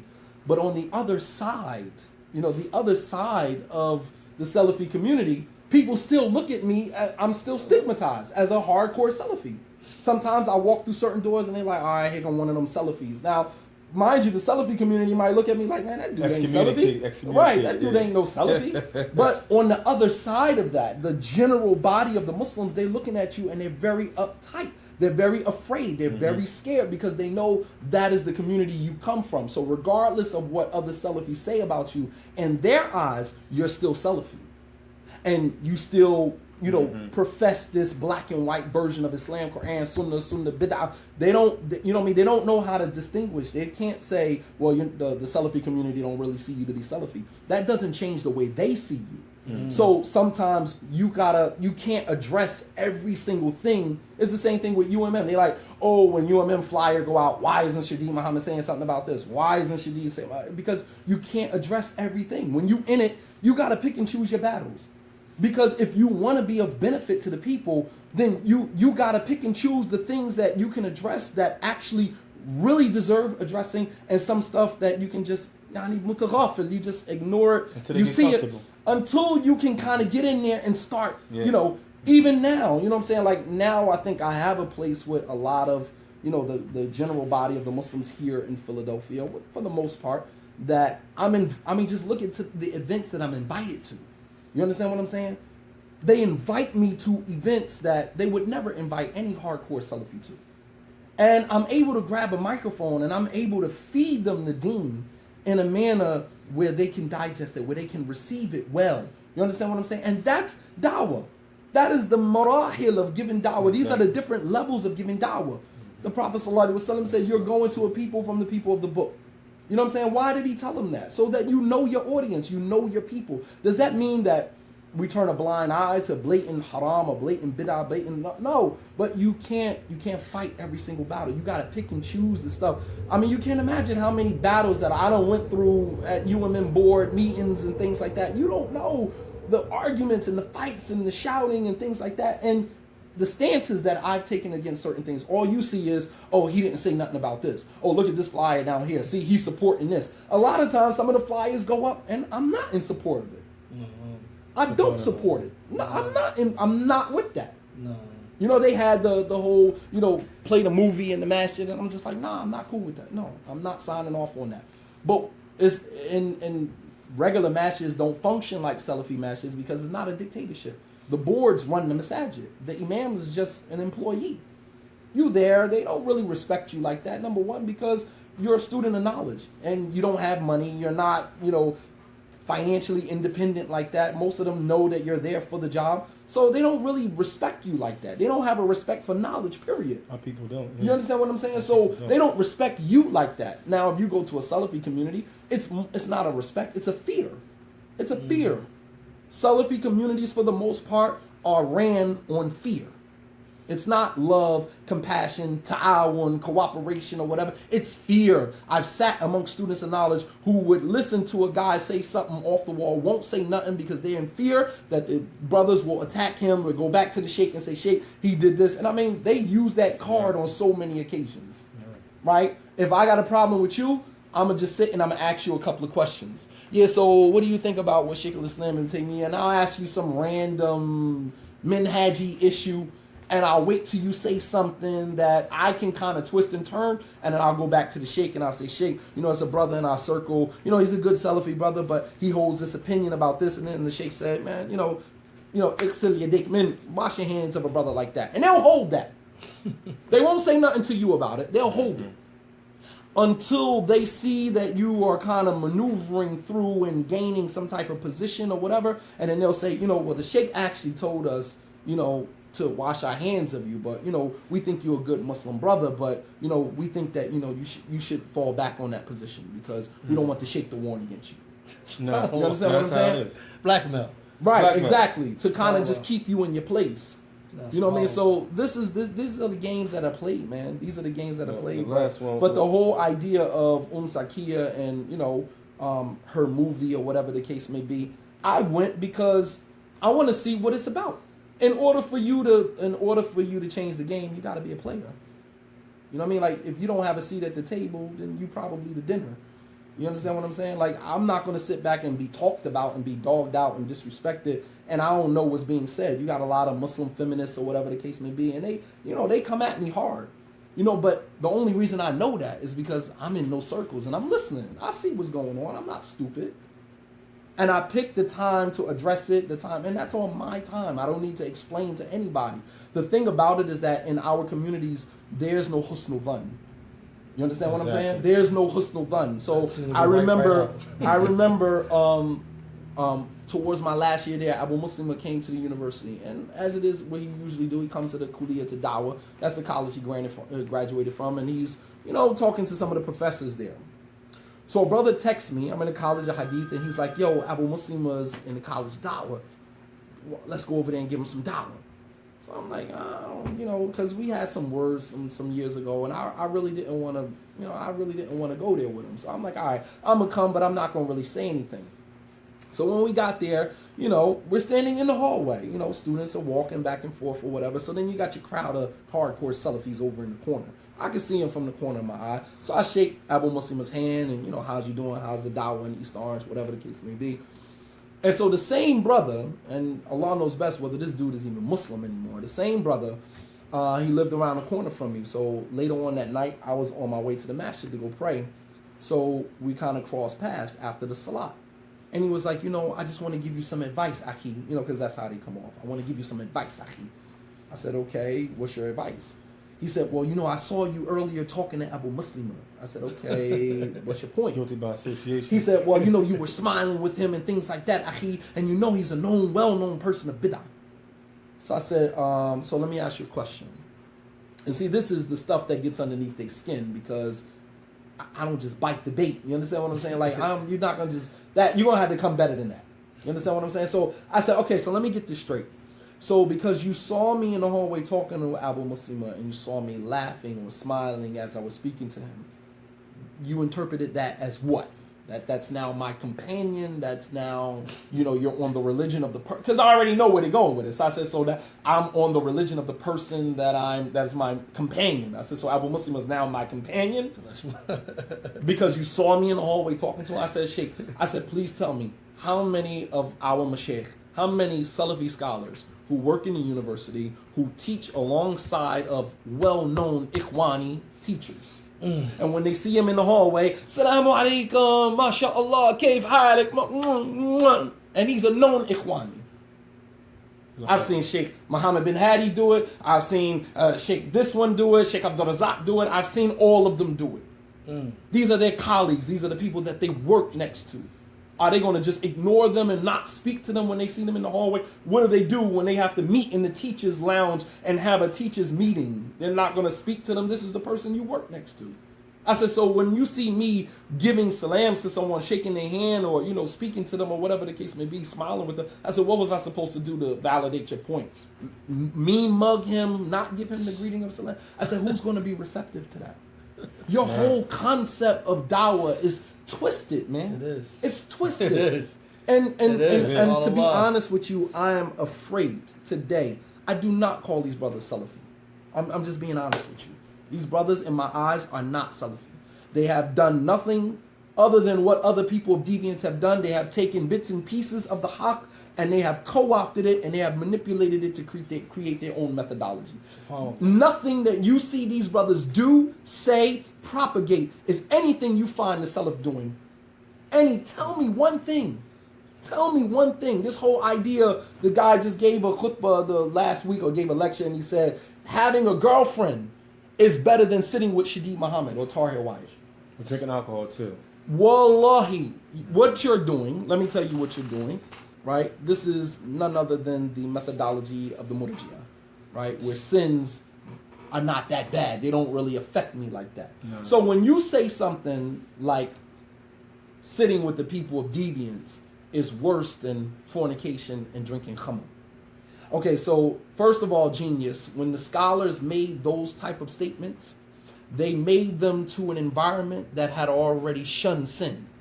Sin was already shunned, detestable, hated. You understand what I'm saying? وَكَرَّهَا إِلَيْكَ الْكُفْرَ وَالْفُسُوقَ وَالْإِسْيَانَ. They lived by that. That was their code of ethic. So when a scholar during that time says sitting with the people of innovation is worse than sin, what is that actually? What is that? What are they saying? They're saying that innovation, as you see sin, innovation is worse than the way you see sin. What are we saying when we say having a girlfriend or drinking khamr is not as bad as sitting with Shadid Muhammad? You're legalizing sin. To a people that's already sinning. To a people that are already sinning, Akhi. To people who are already don't see anything wrong with sin. Yeah. You're making our brothers immoral. You're legalizing sin. Just like the whole idea of oral sex not being considered zina. Yeah, absolutely. Oral sex is not zina. So, almost like what Ali said about the Khawarij. Ali used to give the khutbah, the Khawarij would bust in the masjid, no respect, and yell at the top of their lungs, La hukma illa lillah, there's no judge except Allah. And Ali radiallahu ta'ala anhu said, Kalimatul haq urida biha batil. It's a true statement, but they only desire by it falsehood. So when you say, oh, oral sex is not zina, true. It's not the zina of, being flogged 100 times or being stoned to death. It's adultery. No, it's not that level of zina. But what you are saying is that it's not that bad. It's less in sin than the actual act of doing it. Well, at least you are anyway. Right. So what you're doing is you're making this distinction between major sin and minor sin. And to the Salaf, all sin was major. Do you believe these brothers are knowingly doing this? Man, please. These brothers know exactly what they're doing. Because they are interpreting Islam through their own sinful lens. Let me give you the Prophet ﷺ, he said, إن الحلال بين والحرام بين وبينهما أمور مشتبهات لا يعلمهن كثير من الناس. Right? He said the halal is clear, the haram is clear, and in between the two is gray matters. Pay attention. Showing you that when a person, in terms of their integrity and their morality, when that starts to slip, you start to use Islam to justify your slip of your morality and your integrity. Because you can't come out and own it and say, I'm just a fasiq. You're not going to come out and say that. So what you got to do is you got to twist and turn and manipulate Islam so it justifies where you are in your place. The Prophet ﷺ said that the halal is clear, the haram is clear. In between the two are doubtful matters that most people don't know about. Right? What did he say? He said, فَمَنِ اتَّقَى الشُّبُهَاتِ Whoever stays away from the doubtful matters, what does he do? He protects his ird, he protects his honor and his deen. But the person who does not fear the shubuhat, does not stay away, then he is like a person who grazes his animal around the sanctuary, and perhaps he's going to fall in. Yeah, exactly. Right? So basically, what is the Prophet ﷺ saying in this hadith? Meaning, the more you fear Allah, the more you're going to stay away from doubtful issues, to protect your honor and to protect your deen. But if you don't fear Allah subhanahu wa ta'ala, then you are going to you're going to traverse that path of shubuhat and doubtful matters and issues that are really of no relevance, right? Because that is a reflection of where you are in your fear of Allah subhanahu wa ta'ala.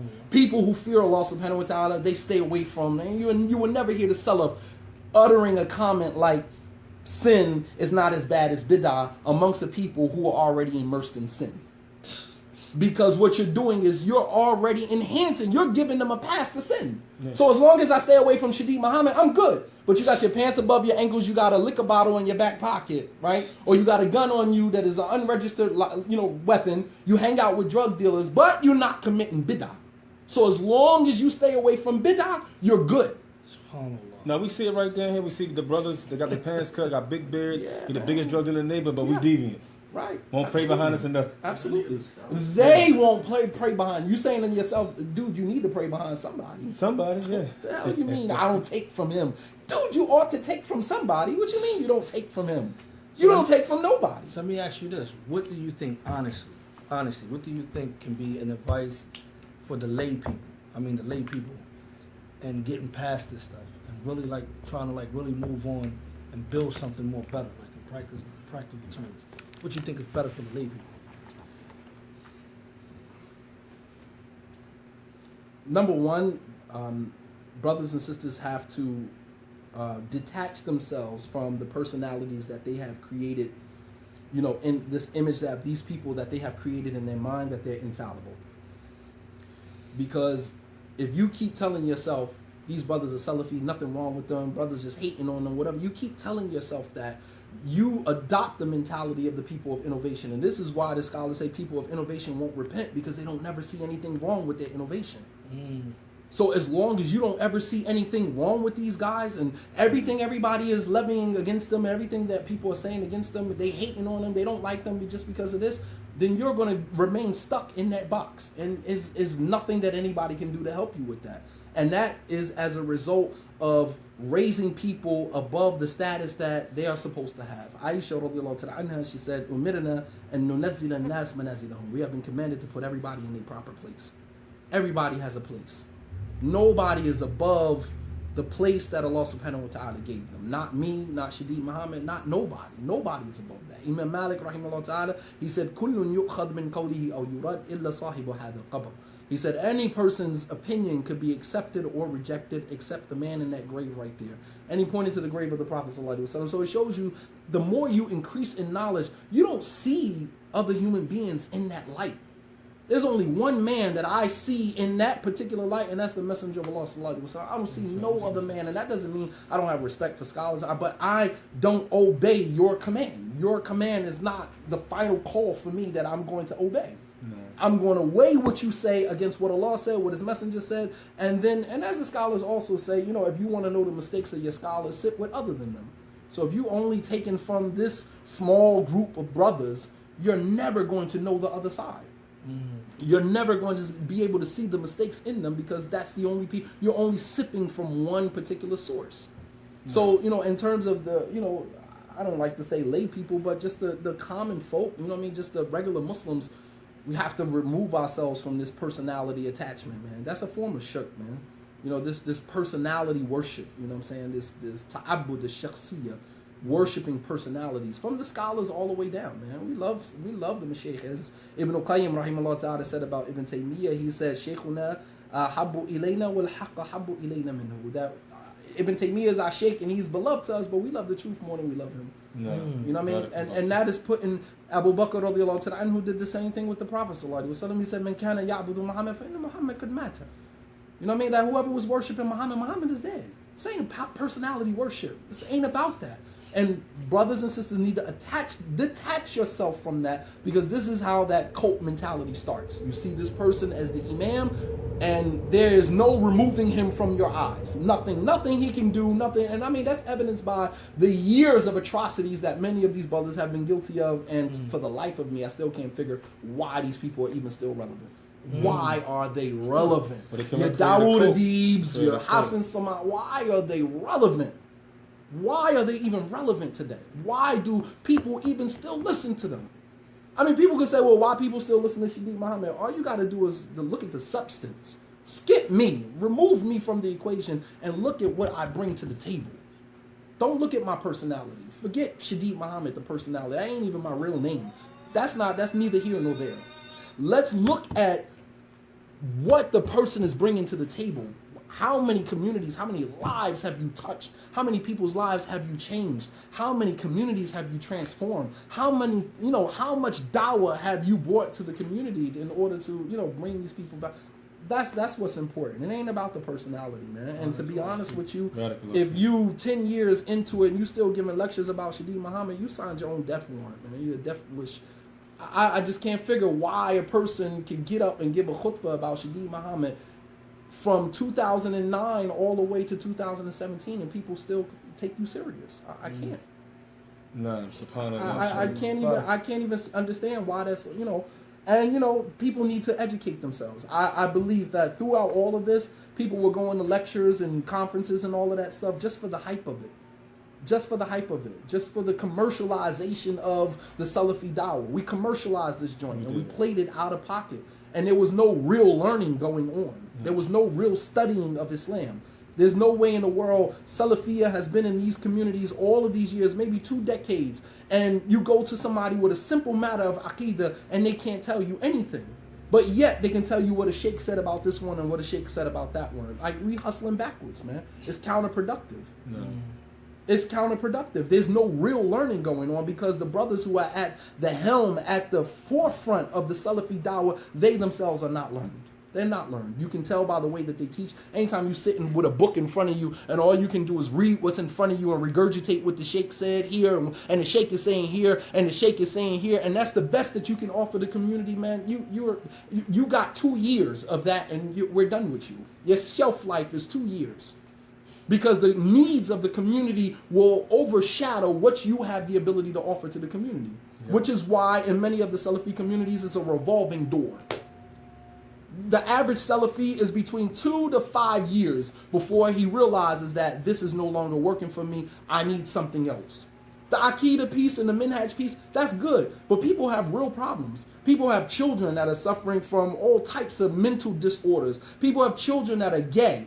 You understand what I'm saying? Daughters that are gay, sons that have, turned into this particular lifestyle. Poverty. You understand what I'm saying? Yeah. Poverty, helping the person to get a job. I mean, like real problems that they never address. They can't. So, like people, and I mean, the fact of the matter is, as I said, to you guys from the beginning, my issue for coming on here is not to get people to listen to Shadeed Muhammad, because people made their decision years ago. You know what I mean? People decided years ago, to hell with what y'all saying, it's my guy, and I benefit from him, and that's who I'm going to continue taking from. And there's nothing that you can say or conjure up or muster up that's going to change that. People have already made their decision. So my thing is, I'm not trying to get anybody to listen to me per se. Listen to somebody that has knowledge. Listen to the students of knowledge that and be able to decipher whether the person has something of substance to offer or whether we just here for the commercial. We're here for the women. Make no mistake about it, a lot of these dudes is for the women. They go to these lectures, they prop themselves up as these, these superstars. And that's part our fault, because we sensationalize every damn thing. We take people who are graduates from the university like, I'm nobody. I'm nobody. Regular people got my phone number. I'm not the hardest person to get in touch with. Sometimes I dip and dodge for my own protection. You understand what I'm saying? But that's not because I consider myself important. I'm nobody. Yeah. I'm nobody. It's the Hollywood culture. The Hollywood culture. We sensationalize everything. So now when Fulan comes, man, wallahi, I seen it when the Mashaykh would come to America and brothers would be fighting with one another. Who gonna translate? I kid you not. I kid you not. They're fighting with one another. No, I'm going to translate. Because if you're sitting next to the sheikh and you're the one translating, then that sends the message to the community what? That you're, you that guy. You have arrived. You that guy. You get to sit downs and everything with the women. Absolutely. Even a lot of the Arab brothers that got in on it. You know what I mean? Some of the brothers who knew Arab, they were Arabs.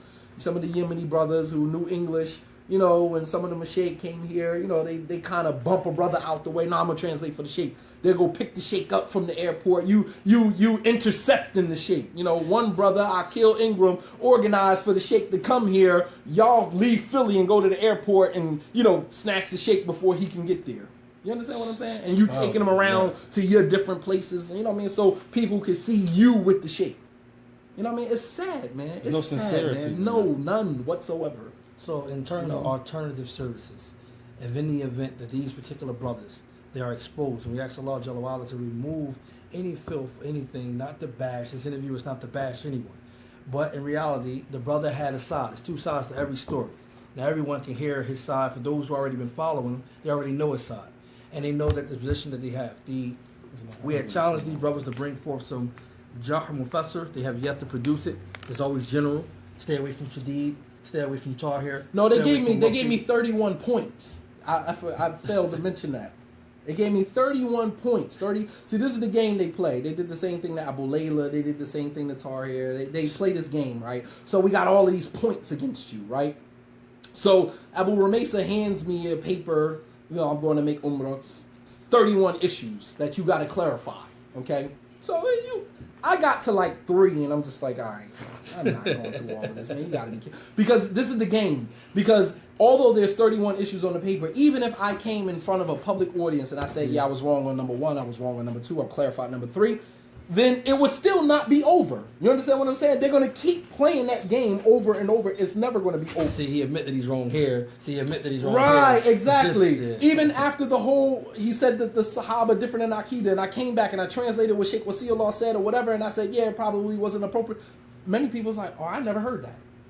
Oh, he clarified the issue about the Sahaba different Aqidah. Yeah, but he said some other stuff too. So they're never going to let you out of that box. They're going to keep you right there. But yeah, they gave me a paper with 31 issues that you had to clarify.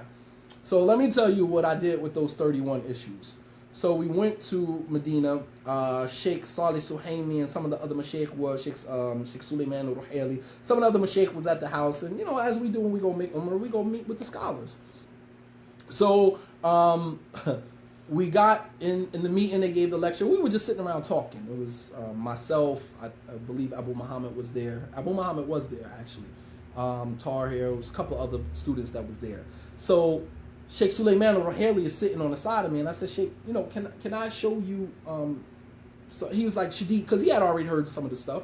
He was like, Shadid, so what's the issue with you? You know what I mean? Because Sheikh Suleiman al-Ruhaili is the cousin of Sheikh Ibrahim Ruhaili. So I'm like the layman version of Ibrahim Ruhaili. What the scholars did to Ibrahim Ruhaili is exactly what the Salafis did to me. You understand what I'm saying? So when Sheikh Ibrahim Ruhaili sees me, he always makes a joke with me. He's like, so you still Salafi? He would joke with me, because when I translated his book, I told him that, they were going to put me off the minhaj after I translated his book. And he was like, well, join the club. I guess I'm off it too. So Sheikh Suleiman Ruhaili sitting next to me. So I showed him the paper with the 31 points on it. He's like, Shadid, what is this? I said, these are the points that they have against me. He was like, all right, read them to me. And they're written in English. He's like, read them to me in Arabic. So I read number 1, I read number 2, I get the 3, and he take the paper and he balled it up. He balled the paper up. And he said, Shadid, stick out your hand. And he put the paper in my hand. And he said, leave these people alone. Utruk ha'ula. leave these people alone and give Dawah a call to Allah subhanahu wa ta'ala. Leave these people alone. You understand what I'm saying? 31 points. It's like, I got the number 3. He was like, Shadi, give me the paper. He balled the paper up. He was like, that's your 31 points. Take that. He's like, man, leave these people alone, man. These people are ignoramuses, man, and they have done so much damage to our communities.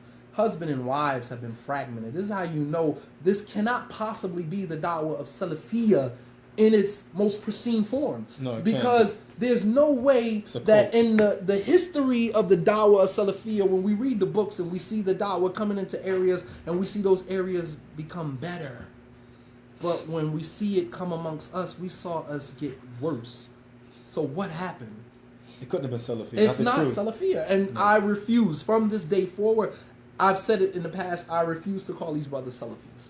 They're not, in my eyes, they're not Salafis. This is not the Salafi minhaj that I know of the first 3 generations of Islam from the scholars of Islam, past and present. This is none of it. What's funny is they had time to come with 31 points against you, but still was no school, still was no social reform, and still was no wealth building. None.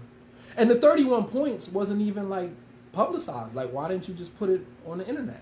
Put the 31 points up there. So let everybody see what your 31 points are. You understand what I'm saying? And this is what I love about social media now, is that you can embarrass somebody by just letting them say something and then just post it and let the people judge you. You know, Abu Khadeejah put the thing, I hate Tahir Wyatt. This is like is that like your secret man crush? Like, with so much passion.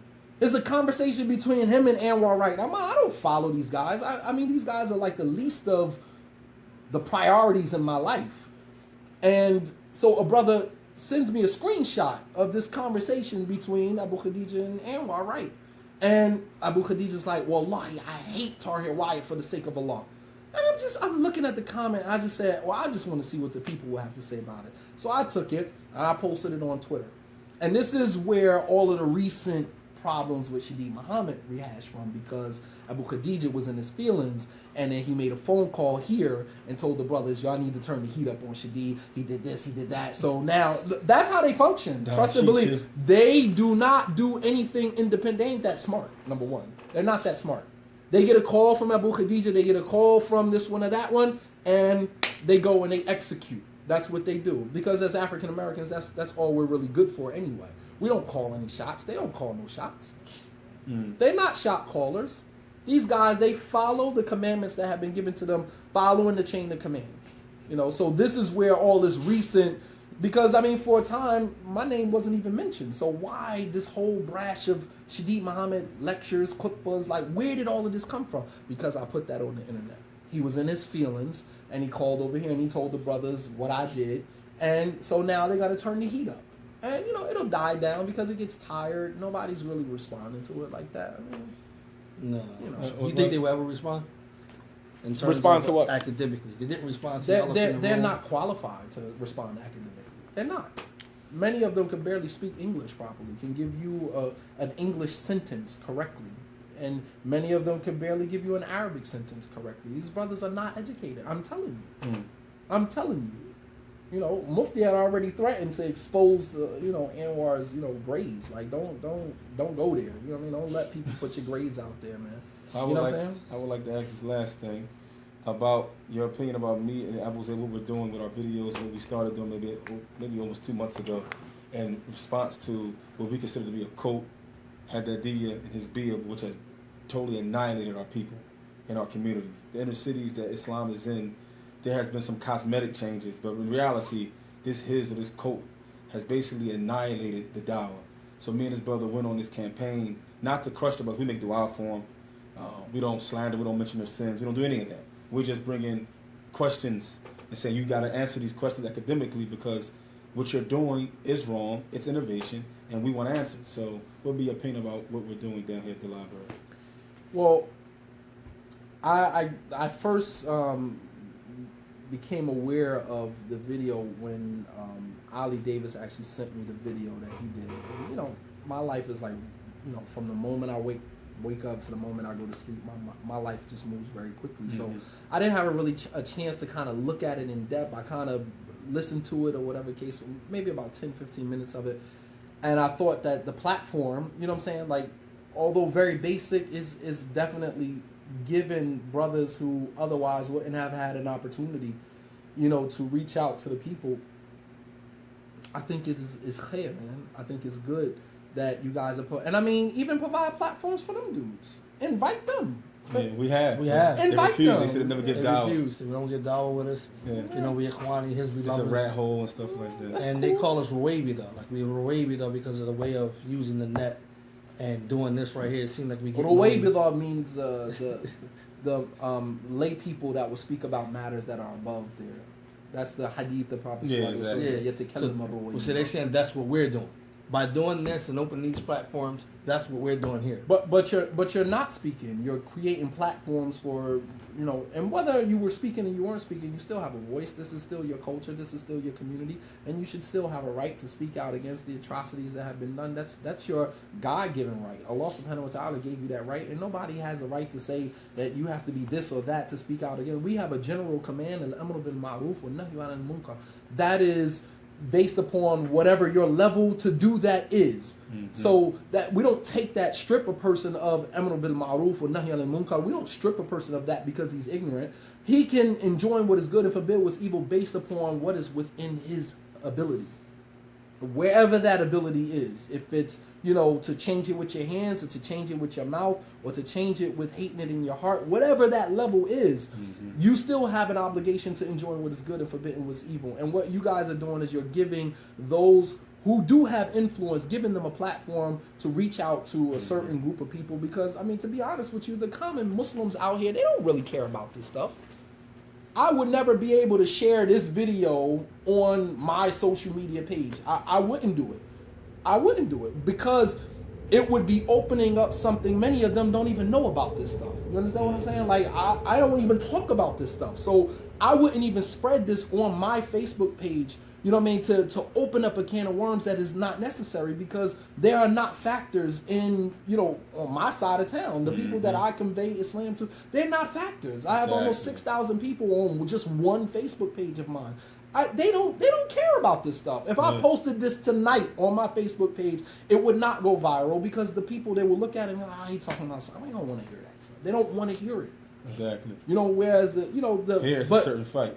It's a certain fight. It's a certain group of people that need to hear this. You know, that need to hear this for whatever it's worth. So, you know what I mean? Like I personally, you know, as I said from the beginning, when, you know, Ali reached out to me, I just felt like, you know what I mean? Like I'm really past that point. Like all of these issues, like I thought I did a good job clarifying, and I thought that I was kind of like really past it. So I didn't really see it to be relevant in my life where I was. But I got a call from Abu Hafsah yesterday. And he's all the way in the UK. And Abu Hafsah was like, yo, I seen the joint Mufti did. I seen the joint Ali did. Yo, these guys is on fire, man. Like, yo, are people really listening to it? And I'm like, yeah, they really, for whatever reason, the people are actually gravitating towards it. Yes, and they are listening. He was like, well, then why haven't you been on there? Like, yo, you are part of this, man. You are part of, you know, they started talking about you first. You started like, the Civil War. Right. Yeah. You should have been on there. And I'm just like, but I was like, nah, I didn't feel like it was necessary for me. He was like, nah, it is necessary. And he said, you know, as your big brother in Islam, man, he said, you know, I advise you, man, please call them brothers, man, and you know, do that interview, man. That's necessary, man. And I respected that. I have a great deal of respect for Abu Hafsah, man. I love that brother, man. Trying to get him on next. He just one of them. He one of them just like straightforward, forthright type of individuals, man. That I just immediately gravitate towards. You know what I'm saying? Because it's like a lot like myself. No. You know, we were in Canada one day, and I always ask this of like a lot of the older da'is, and I said to him, I said, you know, if you could go back to, you know, your days when you were in Philly and you were giving dawah and you was that guy, I said, what would you do different? You know, I wanted an honest answer. You know, I asked Abu Muslim the same thing. I asked Dawud the same thing. You know what I mean? I said, what would you do different? And he said to me, he looked me in my face and he said, my reputation with the women, man. I sullied my reputation with those women, man. He said, and if I could go back and change anything, fix anything that I ever did wrong in Dawah, I would have protected myself a little bit more as it relates to that. And it was just so honest, man. And I was just like, wow, man. And I asked Abu Muslim the same thing, you know, and his response was complete opposite. I said, you know, if you could go back, man, like, what would you change? And he looked me in my face and he said, I wouldn't change nothing. I said, nothing? I said, so you did nothing wrong? Like, you agreed to everything that you did? He was like, I was on the Quran and the Sunnah. I was like, all right, conversation over with, man. I can't engage you like that because you're just not being honest, man. You know what I mean? And I can't really, I don't really have the stomach for, those disingenuous so all of the conversations, brothers man. that honestly, all of the brothers that you felt as though they attacked you, and they might have attacked you, lied or slandered on you, Mm-hmm. do you somehow forgive them in your heart? Have you come to terms with it, or do you still hold a grudge towards these brothers? Well, there's some from amongst them, like Imam Ahmed, rahimahullah ta'ala, when he was in prison for not saying the Quran was created, right? When he was released, after everything was over with, he forgave everybody with the exception of Ibn Abi Duad, who was the person of innovation, was the person who started that whole thing. He forgave everybody who had something to do with that. Even the scholars who acquiesced and actually agreed to the concept that the Quran was created. Mm-hmm. He forgave them because he understood that, they were put under certain pressure and they weren't ready, they weren't able to handle that. And they acquiesced to it. And he had no other choice but to forgive them. But he said, Ibn Abi Du'a, he said he wouldn't forgive him. He said because he wants him to stand in front of him Yawm al-Qiyamah, and he wants to debate with him in front of Allah subhanahu wa ta'ala. And as a result of that, he said he didn't forgive him. So who is your Ibn Abi Du'a? Ibn Abi Du'ad is... No, not him. No, I'm just saying, in my world, that person would definitely be Abu Khadeejah. I don't forgive him. I don't forgive him.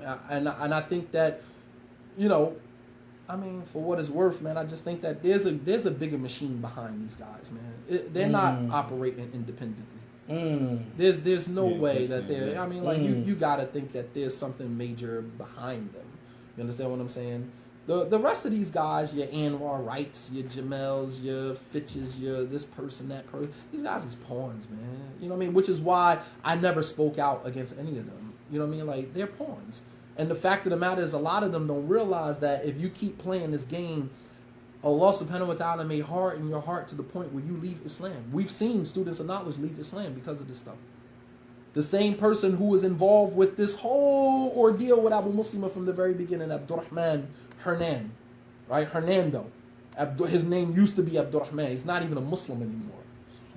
Him and Abu Hassan Malik were the ones who created this whole campaign around Abu Muslima. Went to Sheikh Rabi'a, went to this one, or whatever the case may be. And Abdurrahman is not even Abdurrahman no more. His name is Hernando. He's not even Muslim anymore.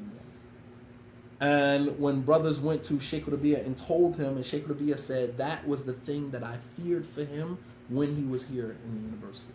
No. This was the thing that I feared. This is the danger. Like, you don't get to create all of this facade and then walk away scot-free. You don't get to do that.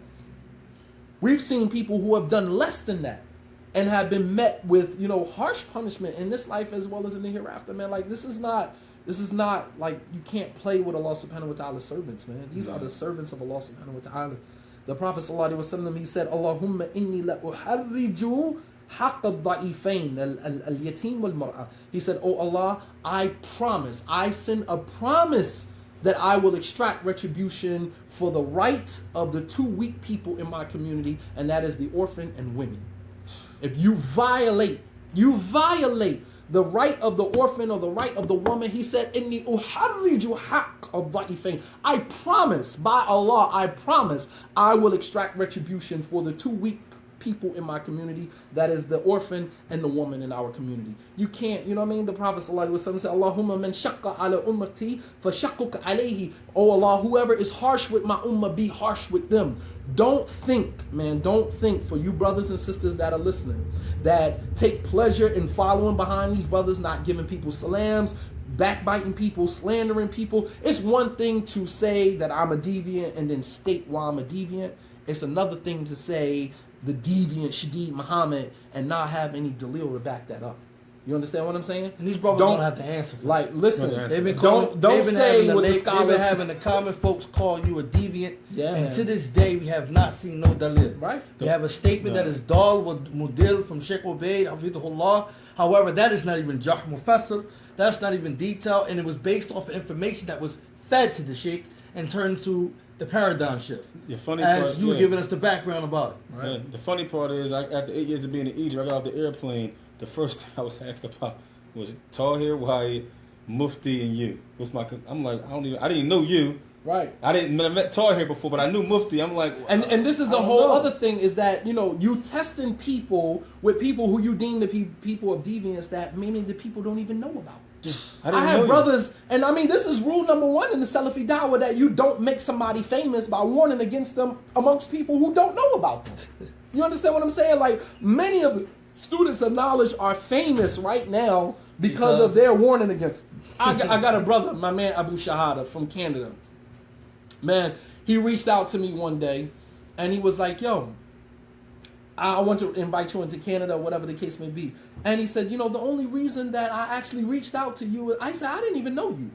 He said, I found out about you through them warning against you. And I figured anybody they warning against, he must be on doing something right.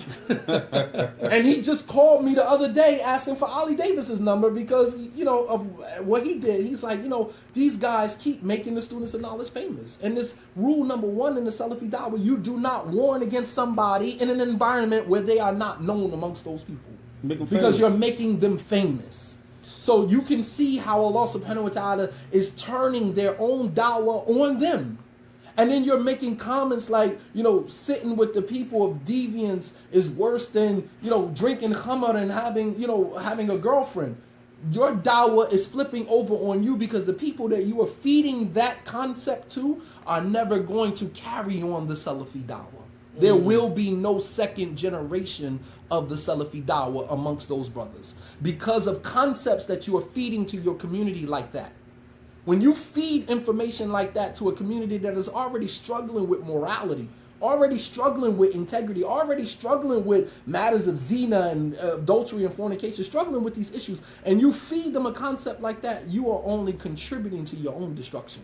And Allah says in the Quran, don't let your own hands be the cause of your own destruction. وَلَا تُلْقُوا بِأَيْدِيكُمْ إِلَى التَّهْلُكَةِ.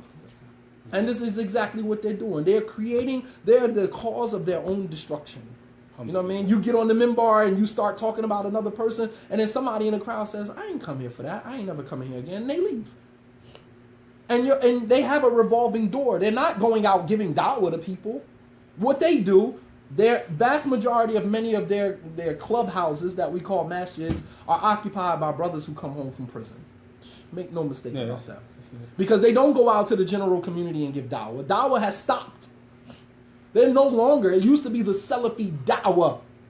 There is no da'wah going on. Because you rotate from this masjid to this masjid to this masjid, and that's your complete circle. Well, it's a bid'ah to them to go to any other masjid. Right, here again. And you're self-destructive behavior, because if you're not going to another masjid to give them da'wah, then how are you going to get new converts to the Salafi minhaj? Yeah. How do you get new people? Which is why the women that are divorced, let me tell you sisters something, says they like to jump on the bandwagon too. Oh, he's a deviant, and Hassan Samad, this person said this. Sisters in the Salafi community, for the most part, in most of these hardcore Salafi communities, you get passed around from brother to brother. Why? Because there's no pool of men in the community. So when you're divorced, then his man marries you. Or another brother in the community marries you. So you've been married in the same community 3, 4, 5 times within the same community.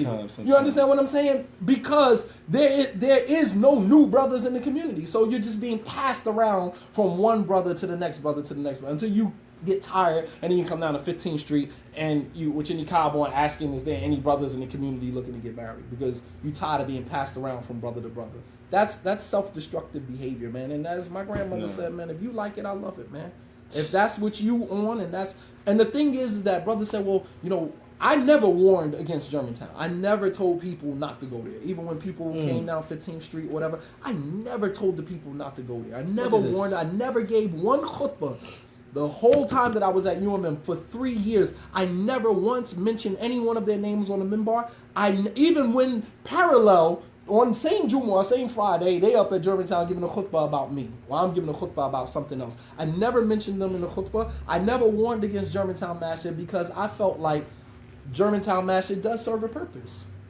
Because there are some people who actually need to be there and don't need to be in the community with the rest of the Muslims. Stay there, stay in your little hut, in your coat, and be by yourselves. That's cool. I don't have a problem with that. Some people need that. Some people are just criminals and they want to continue being criminals. So Germantown Masjid actually works out for them. They would actually be a menace to our society if they were to come out into the regular, general body of the Muslim community. So stay there, and it actually serves a purpose. It protects the rest of us. It protects the rest of us. You know what I mean? As Allah says about, to the Prophet sallallahu alaihi wasallam about the hypocrites, he was kind of upset that they were going out for war and some of the hypocrites stayed back. And Allah subhanahu wa ta'ala said, "Lo kharaju fikum ma zadukum illa khabala." Like if they had come out with you, they would have only increased you in loss. They wouldn't have added anything to, so don't feel sad that they didn't come out. So when people say, I don't take from Shadeed Muhammad, it doesn't bother me that you don't take from Shadeed Muhammad. You understand what I'm saying? Like, you're not going to increase my dawah in anything. You might be better off taking from somebody from Germantown because that's more along your educational level. That's more along what you can actually handle. And that language and what they presenting is something that you can actually digest. You might not be able to follow me. My Quranic references, my Sunnah references, my references to Sirah, you probably couldn't even follow that. So going to Germantown and taking from them, that might be the best thing for you. So I never warned against them because I always saw that as still being a need in the community. Although it is, it taints, the community. I mean, it does taint the community. I was just at that showing, and we were talking about polygyny up at Masjidullah. And there was an Arab sister there, man, subhanAllah. And she said, why are we talking about polygyny? She said, leave that conversation for the Salafis. They all on welfare anyway. And I said, no. With all due respect. And I had to defend that, even though the Salafi community is not necessarily my community. I don't represent that community. I represent Islam, period. Right? I represent myself as a Muslim. If you ask me what my methodology is, what my aqidah is, you can call it whatever you want to call it, but it's this Quran, Sunnah, and upon the methodology of the Salaf. You can label it whatever, Salafi, you can label it whatever it is. I'm a Muslim and I invite to Islam upon those three fundamentals. And I explained to her, I said, no, that's not, I said, I'm of the Salafi methodology and I'm not on welfare. You understand what I'm saying? Not everybody but this is the mentality. This is the mentality that people have. She said, leave that conversation of polygyny for the Salafis. They all on welfare anyway. And most of the Salafis in America are not African American. They're not. That's a very small part of the Salafi community. No. Barakallahu fiqh, man. Coming down.